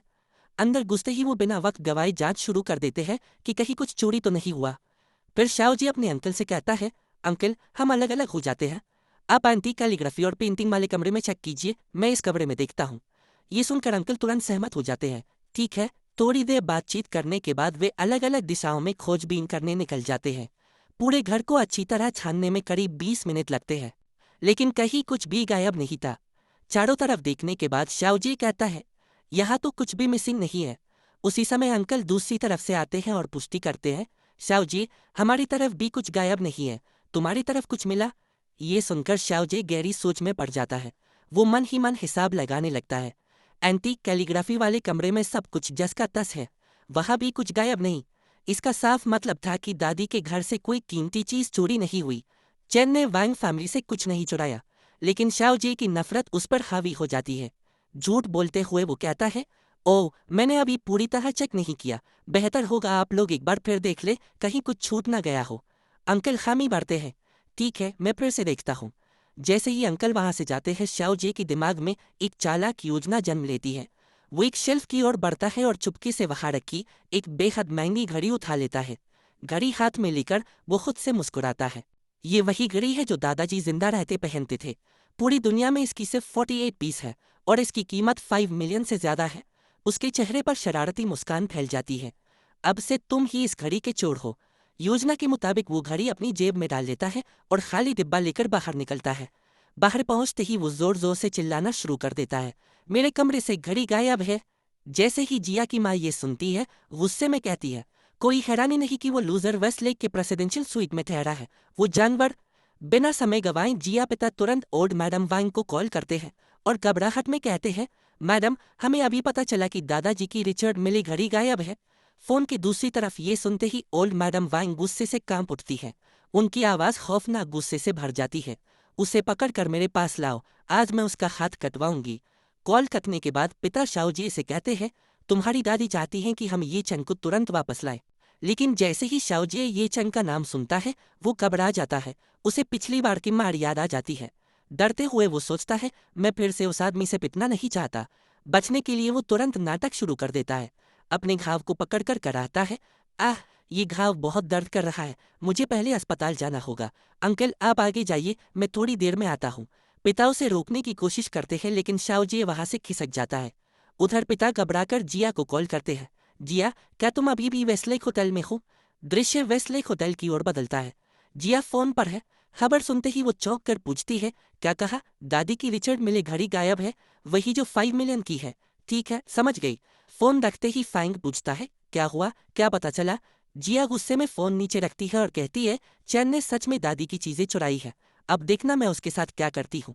वो गुस्से में रिसेप्शनिस्ट की ओर मुड़कर बिना झिझक पूछती है, ये चंग का रूम नंबर क्या है? फैंग उसकी ये आक्रामकता देखकर घबरा जाता है। वो पूछता है, जिया तुम क्या करने वाली हो? आग की तरह भरी जिया जवाब देती है, और क्या, मैं उसे वापस ले जाऊंगी। उसने मेरे दादाजी की 5 मिलियन वाली घड़ी चुराई है। लेकिन फैंग चाओ कुछ नोटिस करता है। जिया कम गुस्से में और ज्यादा एक्साइटेड दिख रही है। उसे घूरते हुए वो पूछता है, तुम इतनी एक्साइटेड क्यों लग रही हो? मन ही मन वो सोचता है, क्यों ऐसा लग रहा है कि वो ये चैन से मिलने के लिए खुश है। चिंतित होकर वो जिया याओ का हाथ पकड़ता है ताकि होटल में कोई तमाशा ना हो। वो समझाने की कोशिश करता है, मैं होटल के मालिक से पंगा नहीं ले सकता, यहाँ हंगामा मत करो, चुपचाप पुलिस को कॉल कर देते हैं। लेकिन जिया याओ सुनने के मूड में बिल्कुल नहीं है। वो उसे डांटती है, तुम इतने डरपोक क्या हो? अगर तुम में हिम्मत नहीं है तो मैं अकेले जाऊंगी। वो सीधे ऊपर चली जाती है। दृश्य प्रेसिडेंशियल स्वीट के बाहर वाले कॉरिडोर में बदलता है।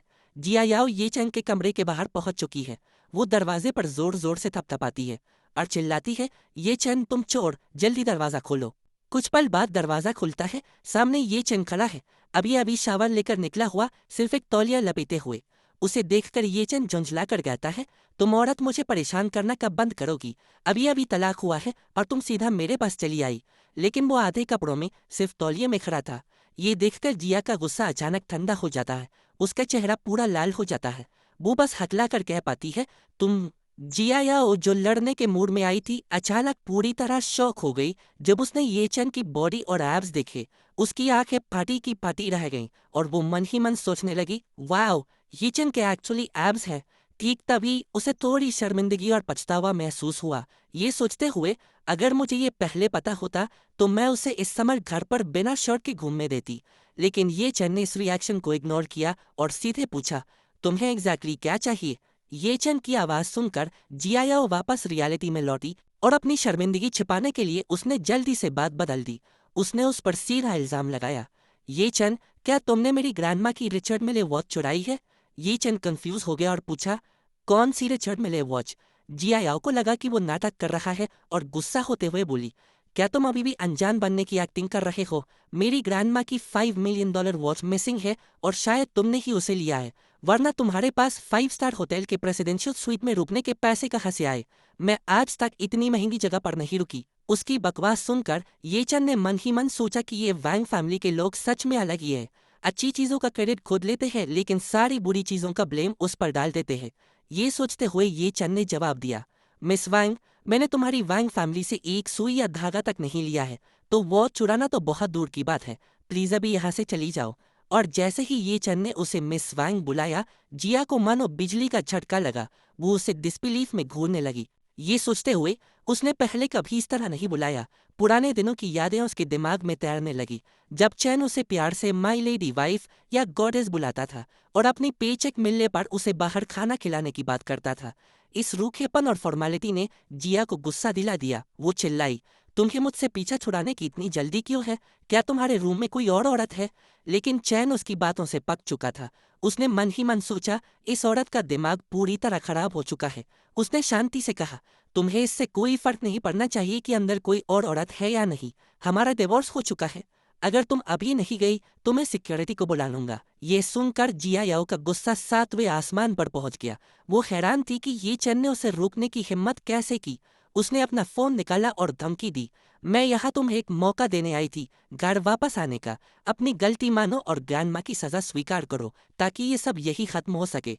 क्योंकि तुम इस अपॉर्चुनिटी की कदर नहीं करते, मैं अभी पुलिस रिपोर्ट फाइल करने जा रही हूँ। वो चिल्लाई और तुरंत कॉल करने लगी, बाद में मुझे ब्लेम मत करना। $5 मिलियन की चोरी तुम्हें 15 साल से ज्यादा के लिए जेल पहुंचा सकती है। लेकिन ये चैन ने उसकी धमकियों को इग्नोर किया और बस दरवाजा बंद कर दिया। जैसे ही दरवाजा बंद हुआ, जिया बाहर से चिल्लाती रही, दरवाजा खोलो ये चैन, मैंने पुलिस को कॉल कर दिया है, अब बस जेल जाने का इंतजार करो। तभी सीन शिफ्ट होता है और जब ओल्ड मैडम वैंग को पता चलता है कि जिया ने पुलिस को कॉल किया तो वो आग बबूला हो जाती हैं। उन्होंने पूछा, क्या जिया ने एक्चुअली पुलिस को कॉल किया? ठीक तभी जिया की मॉम अपनी बेटी को डिफेंड करने के लिए बीच में कूद पड़ी और बोली, मॉम, ये चैन डेफिनेटली कोऑपरेट नहीं कर रहा था, इसलिए जिया याओ को पुलिस को कॉल करना पड़ा। वैसे भी ये चैन अब हमारी फैमिली का हिस्सा नहीं है, तो उसे फैमिली जस्टिस के थ्रू हैंडल करना सही नहीं होता। फिर ओल्ड मैडम ने जवाब में कहा, जाने दो, शायद जेल में सड़ना ही ये चैन की किस्मत है। आखिर इस live in son in law ने हमारी फैमिली पर दाग जो लगाया है। करीब 10 मिनट बाद सीन वापस होटल पर शिफ्ट होता है। पुलिस वहां पहुंचती है और जिया से पूछती है, क्या आप मिस बैंग जिया है? आपका कहना है कि ये चैन ने आपकी फैमिली की 5 मिलियन की वॉच चुराई है। जैसे ही जिया ने पुलिस को देखा, उसने पूरा विक्टिम कार्ड खेला और बोली, यस, ये चैन हमारा live in son in law था। हमारा अभी डिवोर्स हुआ है। उसने हमारी फैमिली की वॉच चुराई और उसे बेच दिया। उन पैसों से वो पिछले एक हफ्ते से इस 5 स्टार होटल के प्रेसिडेंशियल स्वीट पे रह रहा है। और तो और उसने एक हुकर भी हायर की है। फिर उसने कहा, कॉमरेड पुलिस, प्लीज जाइए, उसे अरेस्ट कीजिए और उसे जल्दी नीचे लाइए। फिर दूसरे ऑफिसर ने रिसेप्शनिस्ट से कहा, ये चैन को कॉल करो और उसे नीचे आने को बोलो। ये सुनकर रिसेप्शनिस्ट ने घबराते हुए ओके कहा और कॉल किया। फोन बजता रहा, लेकिन रूम के अंदर ये चैन गहरी नींद में सो रहा था। भले ही फोन बजता रहा, ये चैन ने नहीं उठाया और जिया का शक यकीन में बदल गया। उसने गुस्से और फ्रस्ट्रेशन में सोचा, उसने फोन भी आंसर नहीं किया, वो डेफिनेटली गिल्टी है, इसलिए उसमें मुझसे बात करने की हिम्मत नहीं है। ये चैन को ना देखकर वहां खड़े दोनों पुलिस ऑफिसर्स ने एक दूसरे को देखा। चलिए एक नजर डालते हैं और सिचुएशन को हैंडल करने के लिए आगे बढ़ते हैं। दोनों पुलिस ऑफिसर्स ने एक साथ कहा, ऑलराइट, चलिए ऊपर चलते हैं और चेक करते हैं। उसने तुरंत सिर हिलाया और बोली, यस। दोनों एलिवेटर से ऊपर गए और रूम की बेल बजाई। जैसे ही उस आदमी ने दरवाजा खोला, वो पुलिस को देखकर थोड़ा सरप्राइज लगा, लेकिन उसका चेहरा पूरी तरह शांत रहा।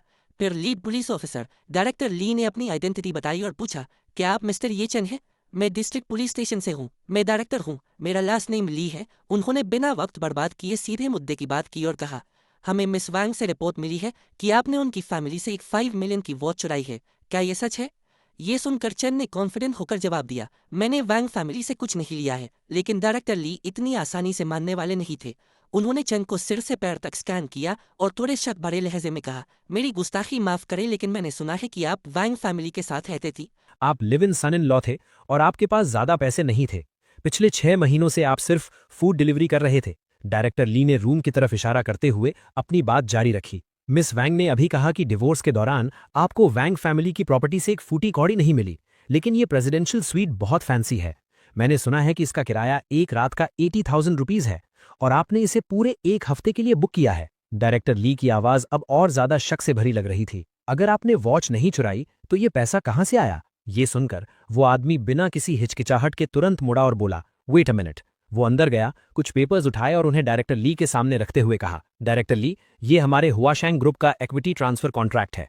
अब मैं हुआशैंग ग्रुप का बिगेस्ट शेयर होल्डर हूं और न्यूली अपॉइंटेड सीईओ भी। फिर उसने अपनी पॉकेट से एक चमचमाता बिजनेस कार्ड निकाला, उन्हें थमाया और कहा, ये लीजिए मेरा बिजनेस कार्ड। जिस पल दोनों पुलिस ऑफिसर्स ने कार्ड हाथ में लिया, वे पूरी तरह सन्न में रह गए। वो कार्ड कोई मामूली कागज का टुकड़ा नहीं था। एक ऑफिसर ने कार्ड को गौर से देखा, हैरान होकर। उसने कहा, ये बिजनेस कार्ड अपने ब्लैक बैकग्राउंड और येलो टेक्स्ट के साथ ये स्विस मेटल का बना है और इसमें डायमंड्स जड़े हैं। सिर्फ इस एक कार्ड की कीमत 10,000 युआन है। दूसरा ऑफिसर यकीन नहीं कर पा रहा था। उसने धीरे से डायरेक्टर से कहा, यह बहुत ज्यादा शो ऑफ लग रहा है। क्या आपको यकीन है कि यह फेक नहीं है? ये सुनकर डायरेक्टर ने पूछा, क्या आपकी इन्फो स्काई आई पर अवेलेबल है। स्काई आई एक कमर्शियल इंक्वायरी टूल है जो देश भर की 200 मिलियन सोशल एंटिटीज की जानकारी रखता है। आप वहाँ कंपनी का बैकग्राउंड या एग्जीक्यूटिव इन्फो चेक कर सकते हैं। और तभी उस चैन ने रिस्पॉन्ड किया। स्काई आई के फाउंडर डॉक्टर जैंग चाओ मेरे सेकंड ब्रदर के कॉलेज क्लासमेट थे। क्योंकि मैंने अभी ऑफिशियली ऑफिस ज्वाइन नहीं किया है और मैं नहीं चाहता था कि लोग मुझे पहले ढूंढ लें, इसलिए मैंने उनसे अपनी इन्फॉर्मेशन हाइड करने को कहा था। फिर उसने कहा, चूंकि आप स्काई आई के डेटा पर भरोसा करते हैं, मैं उन्हें इसे थोड़ी देर के लिए ओपन करने को बोलता हूँ। उसने तुरंत अपना फोन निकाला और डॉक्टर जैंग को कॉल किया। उसने कॉल मिलाया। जैसे ही कनेक्ट हुआ, उसने बहुत कैजुअल टोन में बात करना शुरू किया। डॉक्टर जैंग आजकल कैसे है? फिर उसने कहा, बात यह है कि यूनजू के पुलिस बड़ी मेरा डेटा स्काई आई पर चेक करना चाहते हैं। बस मेरी प्रोफाइल को 10 मिनट के लिए ओपन कर दो। फिर फोन पर बात करते हुए ही उसने जोड़ा, ऑलराइट, अब आप स्काई आई पर चेक कर सकते हैं। इसके बाद दोनों ऑफिसर्स तुरंत अपने फोन्स पर वासिंग ग्रुप सर्च करने लगे। जैसे ही रिजल्ट स्क्रीन पर आए, उनकी आंखें हैरानी से फटी रह गई। स्क्रीन पर साफ दिख रहा था कि वासिंग ग्रुप के सीईओ ये चन है। लेकिन डायरेक्टर ली अभी भी हार मानने को तैयार नहीं थे। उन्होंने कहा, आधा हैरान और आधा शक करते हुए, क्या ये किसी हैकर का काम हो सकता है? अब चैन ने सोचा कि ये लोग ऐसे नहीं मानेंगे और कहा, मैं ओरिजिनली अपनी वेल्थ शो ऑफ नहीं करना चाहता था, लेकिन चूंकि आपको अभी भी मुझ पर यकीन नहीं है, फाइन। उसने अपना फोन निकाला, अपनी बैंकिंग ऐप खोली और उनके चेहरे के ठीक सामने दिखा दिया, ये रही मेरी अकाउंट इन्फो, खुद देख लीजिए। जैसे ही ऑफिसर ने ट्रांजैक्शन डिटेल्स पर नजर डाली, वे पूरी तरह शॉक हो गए। 5,60,000 युआन। खर्चे तो एक तरफ थे, लेकिन जब उन्होंने नीचे अवेलेबल बैलेंस देखा तो दोनों के होश उड़ गए, क्योंकि अमाउंट 10 बिलियन से ज्यादा था। इतने सारे जीरोस देखकर ऑफिसर्स को एहसास हुआ कि वो किसी मामूली इंसान से नहीं बल्कि एक मॉन्स्टर से डील कर रहे हैं। फिर वो हथलाया और जोर से चिल्लाया, ये 10 बिलियन है।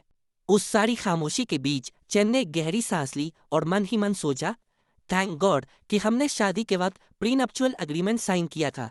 उसी वजह से जब हमारा डिवोर्स हुआ, वैंग फैमिली ने कभी चेक करने की जहमत ही नहीं उठाई कि मेरे नाम पर एक्चुअली कितनी प्रॉपर्टी और एसेट्स हैं। और ये सोचते हुए उसने पुलिस की तरफ देखा और कहा, पुलिस कॉमरेड, ये तो बस मेरा एक कार्ड है। ऑनेस्टली, अकेले इस एक कार्ड में इतना पैसा है कि अगर आप वैंग फैमिली की सारी प्रॉपर्टी भी बेच दें तो भी वो इस कार्ड के बैलेंस के आधे के बराबर भी नहीं होगा। फिर उसने सीरियसली आगे कहा, अब आप ही बताइए कि आपको सच में लगता है कि मैं किसी पेटी थीफ की तरह सिर्फ 5 मिलियन की वॉच चुराऊंगा? उसका काम, कॉन्फिडेंस और बैकग्राउंड देखकर मेन ऑफिसर को तुरंत रियलाइज हो गया कि ये कोई ऑर्डिनरी गाय नहीं है। और फिर उसने रिस्पेक्टफुली पूछा, सर, आप जरूर किसी बड़ी वेल्दी फैमिली के यंग मास्टर होंगे, राइट? लेकिन आपके बैकग्राउंड वाला कोई इंसान अपनी मर्जी से वैंग फैमिली का सन इन लॉ क्यों बनेगा? ये सुनकर चेन ने शांति से जवाब दिया, ये बस एक फैमिली अरेंजमेंट था। उस वक्त मेरे पास कोई और चॉइस नहीं थी। फिर उसने उनसे रिक्वेस्ट की, मैं उम्मीद करता हूँ कि आप दोनों इसे एक सीक्रेट रखेंगे, स्पेशली वैंग फैमिली में किसी को मत बताइएगा। मैं उनके साथ और इन्वॉल्वमेंट नहीं चाहता। ये सुनकर दोनों कॉप्स ने मन ही मन सोचा, मैन, इन अमीर लोगों के भी कितने अजीब हॉबीज और सोचने के तरीके होते हैं। लेकिन डायरेक्टर ली ने तुरंत उसे तसल्ली दी, डोंट वरी सर, आपकी प्राइवेसी पूरी तरह प्रोटेक्ट की जाएगी। हम किसी को कुछ रिवील नहीं करेंगे। मामला सुलझने के बाद कॉप्स जाने के लिए मुड़े और पोलाइटली बोले, सॉरी, आपको परेशानी हुई, अब हमें चलना चाहिए। फिर चेन ने उन्हें गुड बाय कहा, यस एब्सोल्युटली, टेक केयर। और इसी के साथ सीन शिफ्ट होता है और ठीक 2 मिनट बाद हम होटल लॉबी देखते हैं। डायरेक्टर कहते हैं, सर, चेन ने साफ कर दिया है कि उसने आपकी वैंग फैमिली की वॉच नहीं ली। मुझे लगता है कि आपको वापस जाकर कहीं और देखना चाहिए। शायद आप उसे कहीं और भूल गए हो। ये सुनकर फैंग चाओ कहता है, ये पॉसिबल कैसे है? आप उस पर यकीन कैसे कर सकते हैं? फिर जिया याओ ने बात जोड़ी, अगर उसने कुछ चोरी नहीं किया तो उसके पास इस 5 स्टार होटल में रुकने के लिए इतने पैसे कहाँ से आए? और वो कहती रही कि वो बस एक गरीब फूड डिलीवरी गाय है और कुछ नहीं, पुअर गाय। ये सुनकर दोनों कॉप्स ने सरप्राइज में एक दूसरे को देखा। वे बस उस 10 बिलियन फिगर के बारे में सोच रहे थे। उन्होंने मन ही मन सोचा, क्या सच में इस दुनिया में कोई ऐसा पुअर गाय है जिसके पास 10 बिलियन है? लेकिन फिर डायरेक्टर ली ने थोड़े सख्त लहजे में उससे कहा, मिस जिया याओ, जब तक हमारे पास सॉलिड प्रूफ नहीं है, हमें मिस्टर ये चैन को अरेस्ट करने का कोई हक नहीं है। अगर आप इंसिस्ट कर रही हैं कि हम उन्हें अरेस्ट करें तो प्लीज कोई एविडेंस दिखाइए, जैसे कि वॉच चुराते हुए उनका वीडियो या फोटो, या फिर वॉच बेचकर पैसे लेते हुए कोई प्रूफ। और जाने से पहले डायरेक्टर ने जिया याओ को रोका और एक सलाह दी, ऑल्सो अपने एक्स हस्बैंड को गरीब, बेकार या वर्थलेस बुलाना बंद कीजिए। आफ्टर ऑल आप दोनों कभी हस्बैंड और वाइफ थे। दूसरे इंसान के बारे में ऐसी बातें कहना सच में हर्टफुल होता है। लेकिन जिया ने तुरंत कहा, मैंने उसके बारे में कुछ गलत नहीं कहा। अगर उसमें थोड़ी भी एम्बिशन या टैलेंट होता तो मैं उसे डिवोर्स नहीं देती। ये सुनकर दूसरा पुलिस ऑफिसर थोड़ा सरप्राइज होकर पूछता है, तो डिवोर्स फाइल करने वाले आप थी? जिया ने प्राउड होकर जवाब दिया, या मैंने ही उसे डिवोर्स देने के लिए इनिशिएटिव लिया था। क्यों? क्या वो अभी से रिग्रेट कर रहा है? उसकी गलत फहमी देखकर कॉप ने मन ही मन एक सार्कास्टिक थम्स अप दिया और सोचा, एक हस्बैंड जिसके एसेट्स बिलियंस में है, हुआशेंग ग्रुप के सीईओ को रिजेक्ट करके मैडम रिग्रेट आपको होना चाहिए, उसे नहीं। लेकिन जिया याओ के दिमाग में कुछ और ही चल रहा था। हिचकिचाते हुए उसने पुलिसमैन से पूछा, क्या उसके रूम में कोई औरत थी? ये सुनकर डायरेक्टर ली ने जवाब दिया, चेन रूम में अकेले थे, वहां कोई और नहीं था। जैसे ही जिया याओ ने यह सुना, उसके चेहरे पर एक मुस्कान फैल गई और उसने मन ही मन सोचा, मुझे पता था वो अभी भी मुझसे प्यार करता है। लेकिन पुलिस के जाने के बाद फैंग चाओ जो वही खड़ा था, पूरी तरह कंफ्यूज था और सोचता रहा। कॉप्स ऊपर से नीचे आए और अचानक चैन के साथ इतने पोलाइट हो गए। आखिर ऊपर हुआ क्या? तभी जिया का फोन बजा। स्क्रीन पर नाम चमका। वो शाओ जिये का कॉल था। उसने जवाब दिया, हेलो शाओ जिये। फिर दूसरी तरफ से शाओ जिये की आवाज आई, जिया, मैंने सुना तुमने पुलिस को कॉल किया, क्या हुआ? उन्होंने उसे अरेस्ट किया या नहीं? ये सुनकर जिया ने जवाब दिया, नहीं, पुलिस ने कहा कि कोई एविडेंस नहीं है, इसलिए वे उसे अरेस्ट नहीं कर सकते। ये सुनकर शाओ जिये थोड़ा सरप्राइज लगा। उसने पूछा कि उन्हें किस तरह का प्रूफ चाहिए। जिया ने एक्सप्लेन किया कि उन्हें या तो ये प्रूफ चाहिए कि वॉच चोरी हुई है या फिर उसे बेचने की रिसीट। जैसे ही शाओ जिये ने ये सुना, उसके चेहरे पर एक शरारती मुस्कान फैल गई। उसने अपने हाथ की तरफ देखा जहां वो 5 मिलियन की वॉच थी और मन ही मन सोचा, प्रूफ कि उसने वॉच चुराई, ये इम्पॉसिबल है क्योंकि वॉच तो यही मेरे पास है। लेकिन तभी उसे एक नया आइडिया आया। उसने सोचा, लेकिन मैं डेफिनेटली एक फेक प्रूफ बना सकता हूँ कि उसने बिना परमिशन के वॉच बेच दी। और इस ख्याल के साथ वो जिया की तरफ मुड़ा। उसने कहा, ये मामला मुझ पर छोड़ दो, मैं अभी पता लगाता हूँ कि उसने वॉच किसको बेची। डोंट वरी, मैं मेक श्योर करूंगा कि वो जेल जाए। लेकिन जैसे ही शाओ जिये ने ये कहा, जिया याओ लगभग ब्रदर बोलने ही वाली थी कि अचानक शाओ जिये ने फोन काट दिया। फोन रखने के बाद जिया याओ गहरी चिंता में डूब गई और खुद से पूछा, अगर ब्रदर शाओ जिये सच में चैन को जेल भेज देते हैं तो आगे क्या होगा? और इस ख्याल के साथ एक पुरानी याद उसकी आंखों के सामने तैर गई। उसे वो समय याद आया जब चैन उसे बहुत प्यार से ट्रीट किया करता था। वो उसके बाल कर्ल किया करता था और कहता था, देखो मिस, ये कर्ल्स अच्छे हैं ना? वेल, ये बमुश्किल एक्सेप्टेबल है लेकिन काम चल जाएगा। जिया याओ इन यादों में खोई हुई थी। उसका दिमाग पूरी तरह इन सुकून भरे ख्यालों में उलझा हुआ था। अचानक फैंग चाओ जो उसे साइड से पोक कर रहा था, उसने अपना मौका देखा और करीब आया। उसने बेशर्मी से अपना हाथ जिया याओ के कंधे पर रखा और फुसफुसाया, हनी, क्यों ना हम राज रात भी यही वेस्ट लेक में रुके? लेकिन फैंग चाओ के टच ने जिया याओ को आग बबूला कर दिया। वो गुस्से में मुड़ी और उसे जोर का तमाचा जड़ दिया। फैंग चाओ ने अपना गाल सहलाया और वो चिल्लाई, तुम इस जैसी सिंपल चीज भी सॉल्व नहीं कर सकते और फिर भी मेरे साथ सोने के सपने देखने की हिम्मत करते हो? ये कहकर जिया याओ वहां एक पल भी नहीं रुकी और चली गई।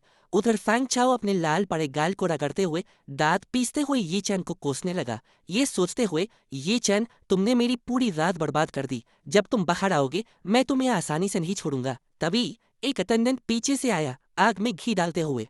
उसने कहा, हे ब्रो, आप चाहे जो भी कहे, ये लड़की सीरियसली हॉट है। जैसे ही फैंग चाओ ने यह सुना, वो आग बबूला हो गया, जैसे स्काई हाई एंग्री। उसने उसे कॉलर से पकड़ा, जमीन से ऊपर उठाया और उसे मुंह बंद रखने का ऑर्डर दिया। जैसे ही ये चैन होटल से बाहर निकले, मुझे इमीडिएटली इन्फॉर्म करना, समझे? डर के मारे उस आदमी ने तुरंत सिर हिलाया। वक्त गुजरा और अगली सुबह 6 बजे होटल के एलिवेटर डोर्स खुले और वही ये चैन बाहर निकला। लेकिन आज का ये चैन कल वाले डिलीवरी बॉय से बिल्कुल अलग दिख रहा था। उसने एक एक्सपेंसिव सूट पहन रखा था, वो वेल ड्रेस्ड था और उसकी चाल में एक बिल्कुल अलग तरह का कॉन्फिडेंस था। उसका ये न्यू लुक देखकर रिसेप्शन पर खड़ी लड़कियां सम रह गईं और सरप्राइज में एक दूसरे से फुसफुसाईं, हे उसे देखो, वो बिल्कुल एक डोमिनेटिंग सीईओ जैसा लग रहा है। दूसरी लड़की ने सहमति में सिर हिलाया, सीरियसली मैन, लव इट। पता नहीं कौन सी लड़की इतनी लकी होगी जो उसकी वाइफ बनेगी। इन सब बातों से बेखबर चैन होटल से बाहर निकला और ठीक तभी लैकी ने उसे नोटिस किया और तुरंत फैंग चाओ को कॉल किया, ब्रदर चाओ, ये चैन अभी अभी होटल से बाहर निकला। फिर वो एक टैक्सी में बैठा और निकल गया। लैकी अपनी कार में उसका पीछा करने लगा, फैंग को अपडेट देते हुए, ब्रदर फैंग, मैं उस आदमी की कार को तेल कर रहा हूँ, वो सिटी सेंटर की तरफ जा रहा है। करीब 20 मिनट की राइड के बाद टैक्सी एक फैंसी बिल्डिंग के सामने रुकी। ये हुआशेंग ग्रुप बिल्डिंग है। चैन टैक्सी से बाहर निकला, स्काई स्क्रेपर को ऊपर देखा और कहा, किन होंगयान, कल तुमने मेरी रोजी रोटी छीनी थी, देखते हैं आज जब तुम मुझे देखोगी तो क्या होगा। उधर फैंग चाओ बिस्तर पर लेटा हुआ था। जब उसे पता चला कि चेन हुआशेंग ग्रुप गया है तो वो कंफ्यूज हो गया। चेन वहाँ क्या कर रहा है? फिर उसे याद आया कि कैसे प्रेसिडेंट किन ने कल सबके सामने कहा था कि वो उसके लिए सब कुछ बर्बाद कर देंगी। क्या ऐसा हो सकता है कि चेन वहाँ प्रेसिडेंट किन से बदला लेने गया हो? ये सोचते हुए वो मुस्कुराया और बोला, ये एक ग्रेट अपॉर्चुनिटी है। अगर मैं प्रेसिडेंट किन को बचा लूँ तो शायद उस ब्यूटीफुल प्रेसिडेंट किन होंग्यान का मेरे साथ कुछ रिलेशनशिप बन जाए। जस्ट इन केस मौका मिल जाए। उसने बिना वक्त बर्बाद किए नंबर डायल किया। उधर प्रेसिडेंट किन होंग्यान अपने बेडरूम में रिलैक्स कर रही थी। एक अननोन नंबर देखकर उन्होंने फोन आंसर किया और पूछा, हेलो, कौन है? दूसरी तरफ फैंग चाओ बहुत पोलाइटली बोला, प्रेसिडेंट किन, मैं फैंग चाओ हूँ। मैंने कल ओल्ड मैडम वोंग की बर्थडे पार्टी में आपको टोस्ट किया था। ये सुनकर किन थोड़ी सरप्राइज हुई और पूछा, यंग मास्टर फैंग, इतनी सुबह कॉल, क्या आपको कुछ चाहिए? फैंग चाओ सीधे पॉइंट पर आया और बोला, प्रेसिडेंट किन, आपको वोंग फैमिली का live in son in law याद है? हम सब ने कल उसे बॉयकॉट करने का अग्री किया था। वो आदमी आज सुबह सुबह आपकी कंपनी बिल्डिंग में दिखा है। मुझे लगता है कि वो आपसे बदला लेने आया है। ये सुनकर किन होंगयान ने कैजुअली कहा, उसकी चिंता मत कीजिए, बिल्डिंग में एक्सेस कंट्रोल और सिक्योरिटी गार्ड्स हैं तो वो ऊपर नहीं आ सकता। लेकिन फैंग चाओ ने जोड़ा, प्रेसिडेंट किन, मेरे आदमी ने देखा कि उस गाय के पास एक एक्सेस कार्ड है और उसने सिक्योरिटी क्लियर कर ली है ऊपर आने के लिए। हो सकता है वो अभी आपकी कंपनी फ्लोर पर छिपा हो। अगर आप वहां गई तो आप डेंजर में हो सकती है।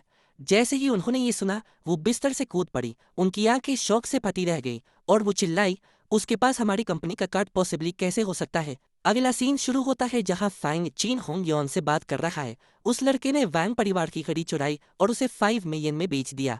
वो अब अमीर हो गया है। आपकी कंपनी में ऐसे बहुत से लोग हैं जो सिर्फ एक एक्सेस कार्ड खरीदने के लिए थोड़े पैसे भेजते हैं। क्या ये अजीब नहीं है? मुझे आपकी बहुत चिंता हो रही है प्रेसिडेंट। आप इतनी खूबसूरत हैं। अगर वो कमीना आपको चाकू से चोट पहुंचाने की कोशिश करता है तो ये कितना दिल तोड़ने वाला होगा।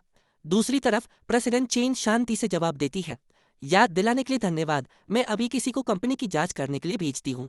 ये सुनकर फैंग के मुंह में लगभग पानी आ जाता है। उसके दिमाग में गंदे विचार भर जाते हैं। मैं भी अभी आपकी मदद करने के लिए आपकी कंपनी में आता हूँ, सिस्टर होंगयॉन।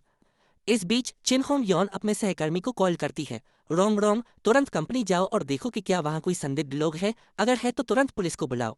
जी प्रेसिडेंट। आधे घंटे बाद हुआशेंग ग्रुप कंपनी के अंदर एक लड़की आती है। सिक्योरिटी गार्ड्स उसे गुड मॉर्निंग कह के ग्रीट करते हैं। वो विनम्रता से जवाब देती है।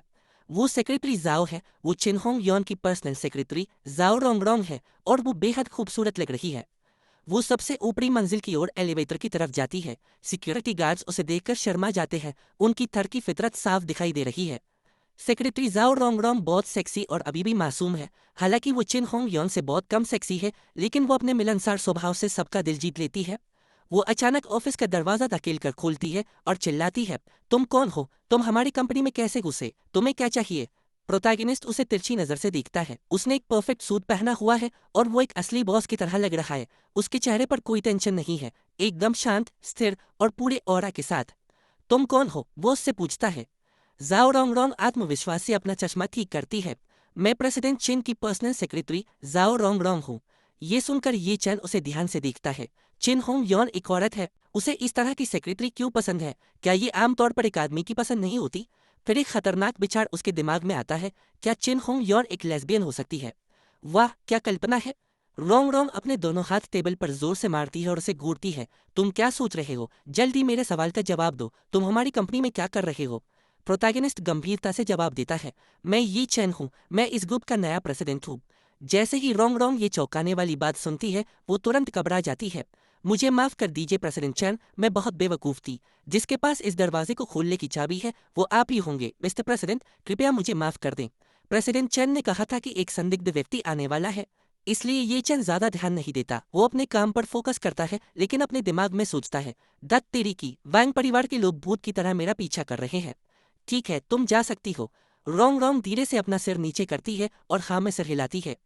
फिर ये चैन कैजुअली कहता है, ठीक है, मैंने सुना है कि प्रेसिडेंट चैन यहाँ की नंबर 1 खूबसूरत फीमेल प्रेसिडेंट है। अगर वो आती है तो उनसे कहना कि तुरंत मेरे ऑफिस आए। मैं देखना चाहता हूँ कि हमारी कंपनी की वाइस प्रेसिडेंट कितनी खूबसूरत है। ये सुनकर रोंग रोंग रेस्ट रूम में जाती है और चिन होंग यॉन को कॉल करती है। दूसरी तरफ प्रेसिडेंट चिन तेजी से कार चलाते हुए हुआशेंग ग्रुप की ओर आ रही है। क्या हुआ? क्या कंपनी में कोई संदिग्ध लोग हैं? नहीं, जिस संदिग्ध व्यक्ति का आपने जिक्र किया था वो प्रेसिडेंट चेन है। हमारे ग्रुप के नए प्रेसिडेंट आ गए हैं और उन्होंने कहा है कि वो आपसे मिलना चाहते हैं। चिन होंग यॉन पूरी तरह से हैरान रह जाती है। क्या प्रेसिडेंट चेन कंपनी में है? वो एक्सेलरेटर को और जोर से दबाती है। मुझे जल्दी वहां पहुंचना होगा। 10 मिनट बाद सीबीडी की लॉबी में रोंग रोंग पीछे से आवाज लगाती है। चिन होंग यॉन मुड़कर देखती है। वे एक साथ ऑफिस की ओर चलती है। प्रेसिडेंट ये कहाँ है? चिन होंग यॉन पूछती है। वो ऑफिस में है। उन्होंने कहा कि वो तुरंत आपसे मिलना चाहते हैं। जब वे चल रही होती है, चिन होंग यॉन देखती है कि फीमेल एम्प्लॉइज अपना मेकअप टचअप कर रही हैं। आज यहाँ सब इतनी जल्दी क्यों आ गए हैं? रिसेप्शनिस्ट ने ग्रुप चैट में मैसेज डाला था कि नए सीईओ आ गए हैं और वो बहुत हैंडसम है, इसलिए सब दौड़े चले आए। चिन होंग यॉन तिरछी नजर से देखती है। ओह, कितने हैंडसम! रोंग रोंग की आंखें चमक उठती है। उसके गाल लाल हो जाते हैं। मेल सेलिब्रिटीज से भी ज्यादा हैंडसम, बहुत जवान, करीब 23 साल के लगते हैं। चिन होंग यॉन हल्की सी त्योरियां चढ़ाती है। इतने जवान! वो सोचती है, ये पहले से ही बहुत दुर्लभ है कि मैं 32 साल की उम्र में वाइस प्रेसिडेंट बन गई। क्या प्रेसिडेंट सच में इतने जवान है? वो मुड़ती है और कहती है, सबको प्रोफेशनल रहने के लिए कहो, प्यार में पागल मत बनो। वो हमारे प्रेसिडेंट हैं, वो हमें नीची नजर से देखेंगे। रोंग रोंग की आंखें फिर से चमक उठती है। हम प्रेसिडेंट ये के लायक कैसे हो सकते हैं? उनकी जैसे एक डोमिनेटिंग सीईओ, सिर्फ चिन होंग यॉन ही उनके लायक है। जैसे ही वे आगे बढ़ती है, फीमेल एम्प्लॉइज फुसफुसाती हैं। प्रेसिडेंट ये ने आपको युनजू की नंबर 1 खूबसूरत फीमेल प्रेसिडेंट कहा। शायद वो यहाँ सिर्फ आपको देखने आए हैं। बकवास मत करो, चिन होंग यॉन आत्मविश्वास से कहती है। मैं सालों से युनजू के बिजनेस सर्कल में हूँ। ऐसा कोई आदमी नहीं है जिसे मैं चिन होंग यॉन संभाल ना सकूं। बस एक 23 साल का छोटा लड़का ही तो है। अपने दिल के अंदर वो सोचती है, ऐसा कुछ भी नहीं है जिसे मैं हल नहीं कर सकती अगर मैं एक बार ठान लो तो। एम्प्लॉइज याद करते हैं कि कैसे एक बार एक पिछले बिलियनर सीईओ को कंट्रोल नहीं किया जा सकता था, लेकिन चिन होंग यॉन के सिर्फ 2 मिनट के लिए दखल देने के बाद वो एक नौकर की तरह बर्ताव करने लगा था। अब चिन होंग यॉन लिपस्टिक भी लगाती है। एम्प्लॉइज उत्साह से फुसफुसाते हैं। बाद में दरवाज़ा थोड़ा खुला छोड़ देना, हम देखना चाहते हैं कि आप इस नए प्रेसिडेंट को फिर से कैसे काबू में करती है। उनसे गुड में तिकवाइए और उनके जूते पहनाइए। हम वो क्लासिक सीन फिर से देखना चाहते हैं। चिन होंगयॉन अपना मेकअप खत्म करती है और आत्मविश्वास के साथ ऑफिस की ओर चलती है, लेकिन उसे कोई अंदाजा नहीं है तूफान से पहले की शांति खत्म हो चुकी है। एक बहुत बड़ा धमाका होने वाला है। वो ऑफिस के दरवाजे तक पहुंचती है। अंदर आ जाओ। वो दरवाज़ा खोलती है। एक नौजवान खिड़की की तरफ मुंह किए कुर्सी पर बैठा है। उसकी पीठ चिन होंगयॉन की तरफ है। उसने अभी तक उसका चेहरा नहीं देखा है। प्रेसिडेंट चेन, मैं कंपनी की वाइस प्रेसिडेंट हूँ। चिन होंगयॉन। साई प्रोफाइल से भी उसकी जॉ लाइन किसी कोरियन स्टार की तरह लग रही है। हैंडसम, जाना पहचाना, जैसे पहले कहीं देखा हो। वो धीरे से मुड़ता है। दरवाजे के बाहर एम्प्लॉइज अंदर झांक रहे हैं। मुझे आश्चर्य है कि क्या चिन होंगयॉन की खूबसूरती देखकर प्रेसिडेंट ये के नाक से खून बहने लगेगा। शायद वो तुरंत घुटनों पर बैठ जाएंगे और उन्हें क्वीन कहेंगे। वे धीरे से हंसते हैं, लेकिन जिस पल चिन होंगयॉन उसका चेहरा देखती है, झटका लगता है। ये चन है, बेहद हैंडसम, एकदम कोल्ड ऑरा। वो उसे तुरंत पहचान लेती है। ये चन है। उसका दिमाग सुन्न हो जाता है। उसके घुटने जवाब दे जाते हैं। वो अपने घुटनों के बल गिर पड़ती है, अवाक, पूरी तरह से स्तब्ध। बाहर एम्प्लॉइज सदमे में जमे हुए हैं। प्रेसिडेंट चीन ने उल्टे घुटने क्यों टेक दिए? रोंग रोंग भी हैरान है। ऑफिस का दरवाजा खुला है। इस चौंकाने वाले दृश्य को देखकर उसकी सेक्रेटरी रोंग रोंग पूरी तरह से दंग रह गई। दूर से छिपते हुए उसने मन ही मन सोचा, ये कैसे मुमकिन है? प्रेसिडेंट ये को चीन होंगयॉन के सामने झुकना चाहिए था, ना कि चीन होंगयॉन को प्रेसिडेंट ये के सामने झुकना चाहिए था। इससे पहले कि वो कुछ समझ पाती, ये चन की नजर अचानक उसकी तरफ गई। पकड़े जाने के डर से वो और बाकी लड़कियां चीखते हुए वहां से भाग गईं। उनके जाते ही ऑफिस में एक अजीब सी खामोशी छा गई। फर्श पर चीन होंगयॉन जकड़ी हुई बैठी थी। उसका दिल उसके सीने में जोर से धड़क रहा था। उस तनावपूर्ण खामोशी को तोड़ते हुए ये चन ने उसे देखा और हल्की सी मुस्कान के साथ कहा, चिन होंगयॉन, तुमने मुझे देखते ही घुटने क्यों टेक दिए? मैं इतना बड़ा सम्मान स्वीकार नहीं करता। उसके ताने भरे लहजे ने उसे और भी ज्यादा शर्मिंदा कर दिया। अपने दिमाग के अंदर वो गुस्से से खोल रही थी। अगर तुम इसे स्वीकार नहीं कर सकते तो तुमने मुझे अभी तक उठाया क्यों नहीं? ये बहुत अपमानजनक है और ये पोजीशन बहुत ही अजीब है। हताशा में उसने अपने मन में वैंग परिवार को कोसा। अगर उनकी वजह से नहीं होता तो मैंने अपने ही बॉस का इस तरह अपमान नहीं किया होता। आखिरकार अपनी हिम्मत जुटाकर उसने सच्चे मन से माफी मांगी। प्रेसिडेंट चेन, मैं गलत थी। मैंने कल जो कहा उसके लिए कृपया मुझे माफ कर दीजिए। ये चेन थोड़ा और करीब झुका और उसके चेहरे के पास अपनी आवाज धीमी करते हुए कहा, ओह, अब मुझे याद आया। कल क्या तुमने ये नहीं कहा था कि हम लवर्स हैं? इससे पहले कि किन होंगयान कुछ रिएक्ट कर पाती, ये चैन अचानक आगे बढ़ा और उसे कसकर अपनी बाहों में खींच लिया। सदमे से उसकी आंखें चौड़ी हो गई। उसके होठों से एक हल्की सी आह निकल गई। उसे करीब पकड़ते हुए ये चैन ने उसकी खुशबू को महसूस किया और मन ही मन सोचा, कितनी कोमल है और इसकी महक लाजवाब है। कोई शक नहीं कि इतने सारे आदमी इस औरत के दीवाने हैं। फिर उसने धीरे से उसके कान के पास फुसफुसाया, मैंने सुना है कि मैंने तुम्हें अपनी गर्लफ्रेंड बनाने के लिए पूरा एक आइलैंड भी किराए पर लिया था। तो वो कौन सा आइलैंड था? उसका चेहरा लाल हो गया। कांपती हुई आवाज में उसने कहा, मुझे माफ कर दीजिए, मैं गलत थी। तब जाकर आखिर ये चैन ने उसे छुड़ा। ठीक है, पहले खड़ी हो जाओ, फिर हम बात करेंगे। वो पीछे हटा और शांति से आदेश दिया, पर्दे बंद कर दो, अगर दूसरे एम्प्लॉयज ये देखेंगे तो अच्छा नहीं लगेगा। क्वेन होंग यान तुरंत खड़ी हो गई और बात मान ली। जब स्थिति शांत हो गई, ये चंद बॉस की कुर्सी पर बैठ गया और एक फाइल पलटने लगा। क्वेन होंगयान, कल तुमने कहा था कि तुम यूनजाओ में मेरी रोजी रोटी के सारे रास्ते बंद कर दोगी। अब मैं कंपनी का प्रेसिडेंट हूँ, तुम्हारा बॉस। मुझे बताओ, अब तुम मुझे ब्लैकलिस्ट करने का क्या प्लान बना रही हो? कमरे का माहौल भारी हो गया। हिचकिचाते हुए उसने जवाब दिया, मुझे सच में उम्मीद नहीं थी कि आपके रुतबे वाला इंसान वैंग परिवार का live in son in law बनेगा। उसने अपना सिर झुका लिया लेकिन दृढ़ता से बोली, मुझे पता है कि मेरी गलती सुधारी नहीं जा सकती। आप मुझे जो भी सजा देंगे मैं उसे स्वीकार करूंगी। अगर आप मुझे थप्पड़ मारना चाहते हैं तो मैं आगे आ जाऊंगी। अगर आप मुझे डांटना चाहते हैं तो मैं सुन लूंगी। अगर आप मुझे फायर करना चाहते हैं तो मैं अपना सामान पैक करके तुरंत चली जाऊंगी। उसके निडर रवैये ने ये चंद को थोड़ा प्रभावित किया। उसने सोचा, ये औरत, ये साधारण नहीं है। ये समस्याओं के सामने घबराती नहीं है, ये जिम्मेदारी लेती है। एक लंबी खामोशी के बाद वो आखिरकार शांत हो गया। मेरा तुम्हें फायर करने का कोई इरादा नहीं था। उसके भाव नरम हो गए। कल तुम इकलौती थी जिसने मुझे बाहर निकलने का रास्ता दिया। अगर मैं सच में सिर्फ एक साधारण live in son in law होता तो तुम मेरी बहुत बड़ी हमदर्द होती। आखिरकार उसके चेहरे पर राहत दिखाई दी।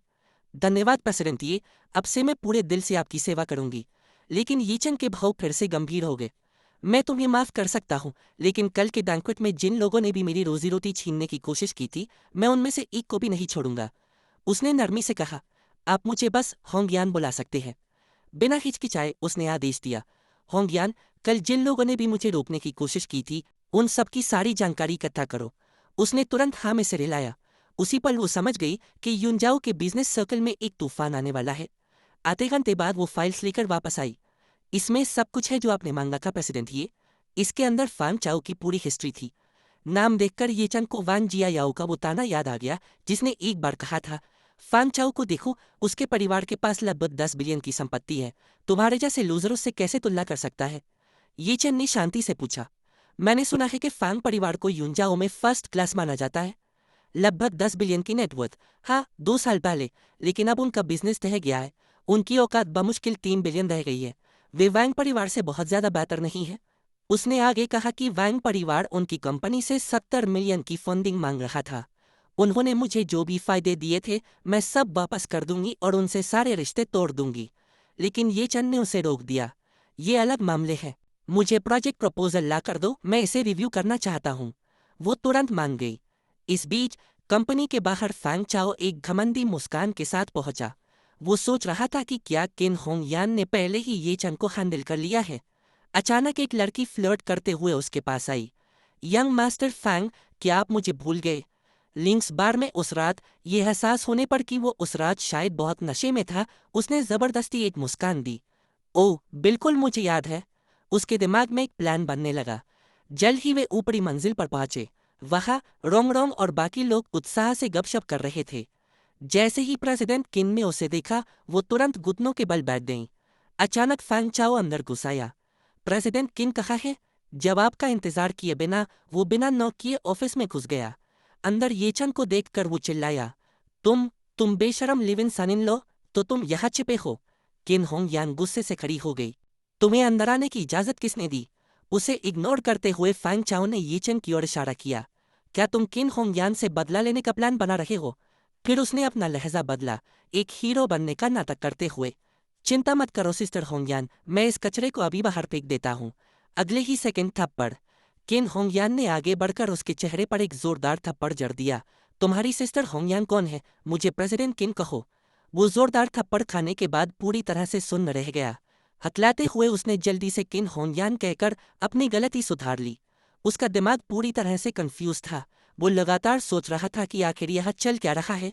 जिस बात ने उसे सबसे ज्यादा हैरान किया वो ये था कि किन होंग यान और उसके सबॉर्डिनेट्स ने ये चन को वहां देखकर बिल्कुल भी हैरानी नहीं दिखाई। इस कंफ्यूजन के बीच फैंग चाओ के दिमाग में एक बेहद बेवकूफाना गलतफहमी आई। उसने खुद को यकीन दिला दिया कि ये चन यहाँ बॉडीगार्ड बनने आया है। ये चन की ओर इशारा करते हुए वो अचानक चिल्लाया कि अब उसे सब कुछ समझ आ गया है। उसने जोर से घोषणा की कि ये चन किन होंग यान से बदला लेने नहीं आया था, बल्कि वो भीख मांगने और उसका बॉडीगार्ड बनने की भीख मांगने आया था। ये सारी बकवास सुनकर ये चन बस चुपचाप वहां खड़ा रहा। अपने दिल में वो सोच रहा था कि इस बेवकूफ फैंग चाओ के पास कैसा दिमाग है, वो किस तरह की बेतुकी बकवास कर रहा था। लेकिन फैंग चाओ की कल्पना बेकाबू दौड़ रही थी। उसे याद आया कि पहले किसी ने घुटने टेकने का जिक्र किया था, इसलिए उसके घटिया लॉजिक के अनुसार ये चन ने ही किन होंग यान के सामने घुटने टेके होंगे, उससे माफी मांगी होगी और उसका बॉडीगार्ड बनने की भीख मांगी होगी। अपने इस निष्कर्ष पर गर्व महसूस करते हुए फैंग चाओ ने ये चन का मजाक उड़ाया। उसने सबको याद दिलाया कि कल के बर्थडे बैंक्वेट में प्रेसिडेंट किन होंग यान ने ये चन को उसका बॉडीगार्ड बनने के लिए कहा था, लेकिन ये चन ने मना कर दिया था। उस वक्त फैंग चाओ ने ये भी सोचा था कि ये चन में थोड़ी हिम्मत है, लेकिन अब वो व्यंग्य से मुस्कुराया। उसने कभी उम्मीद नहीं की थी कि ये चन सुबह सुबह जल्दी उठकर एक कुत्ते की तरह बॉडीगार्ड का सूट पहनकर यहाँ भागता हुआ आएगा और घुटने टेक कर प्रेसिडेंट किन के साथ रहने की भीख मांगेगा। ये सारी बकवास उगलने के बाद फैंग चाओ प्रेसिडेंट किंग की तरफ मुड़ा और कहा कि वो संभवतः इस बात से सहमत नहीं हो सकती। उसने उसे याद दिलाया कि कल ही बैंक्वेट में उसने ये चन की सारी रोजी रोटी छीन लेने और उसके लिए हर रास्ता बंद करने का वादा किया था। जैसे ही उसने ये सुना किन होंगयान का गुस्सा 7वें आसमान पर पहुंच गया। अपने दिमाग में उसने फैंग चाओ को एक पक्का बेवकूफ मान लिया। रोंग रोंग जो पास में खड़ी थी उसने सब कुछ सुना और हैरान रह गई। वो सोच में पड़ गई कि क्या किन होंगयान सच में ये चन के जिंदा रहने के सारे रास्ते बंद करना चाहती थी। लेकिन इससे पहले कि वो शक बढ़ पाता, किन होंगयान गुस्से से फट पड़ी और फैंग चाओ को दूसरा थप्पड़ जड़ दिया। मैंने ऐसा कब कहा था, वो आग बबूला होकर चिल्लाई। अभी भी गुस्से में जलते हुए उसने रोंग रोंग को आदेश दिया कि इस आदमी को तुरंत बाहर फेंक दिया जाए। आज के बाद उसे उसकी कंपनी में कभी भी कदम रखने की इजाजत नहीं है, और जिस भी एम्प्लॉई ने उसे ऊपर आने दिया था उसे उसी वक्त फायर कर दिया जाएगा। ये साफ आदेश मिलने के बाद रोंग रोंग तुरंत सहमत हो गई। फैंग चाओ को बाहर निकालने के लिए 2 बॉडीगार्ड्स आगे आए। हालांकि उसका बहुत अपमान हुआ था, फिर भी फैंग चाओ ने अपना गुस्सा पी लिया।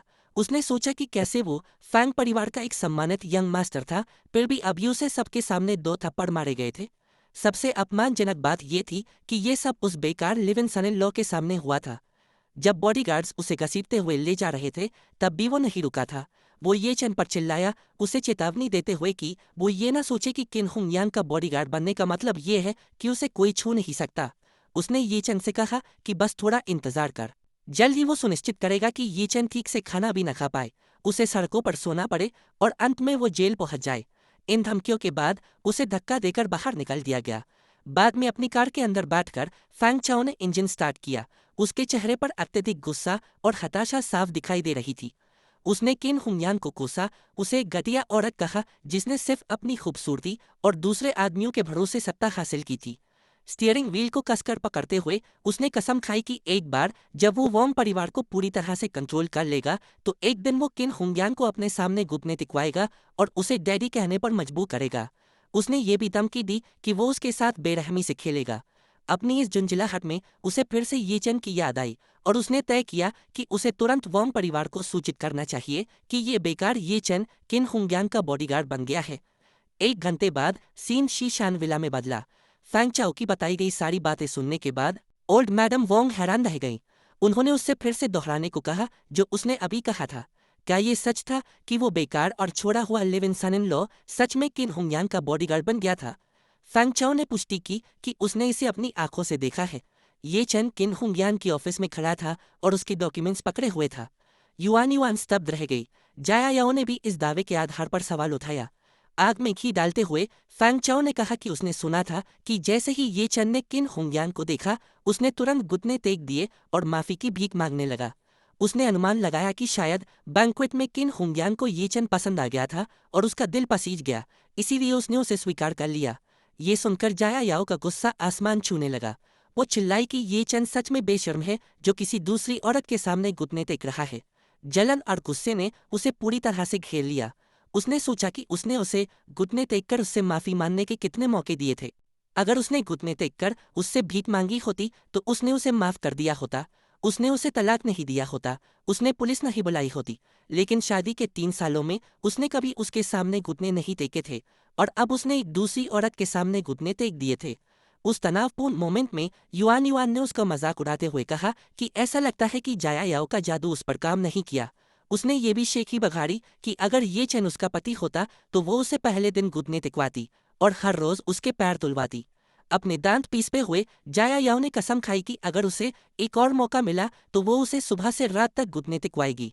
फिर वो अपनी दादी की तरफ मुड़ी और मांग की कि चूंकि किन हुंगियान ने अपना वादा तोड़ दिया है, इसीलिए उन्हें उससे सारे संपर्क तोड़ देने चाहिए और उसके खिलाफ कार्रवाई करनी चाहिए। लेकिन अचानक ओल्ड मैडम वोंग ने जाया याओ को एक थप्पड़ मारा और बकवास करने के लिए डांटा।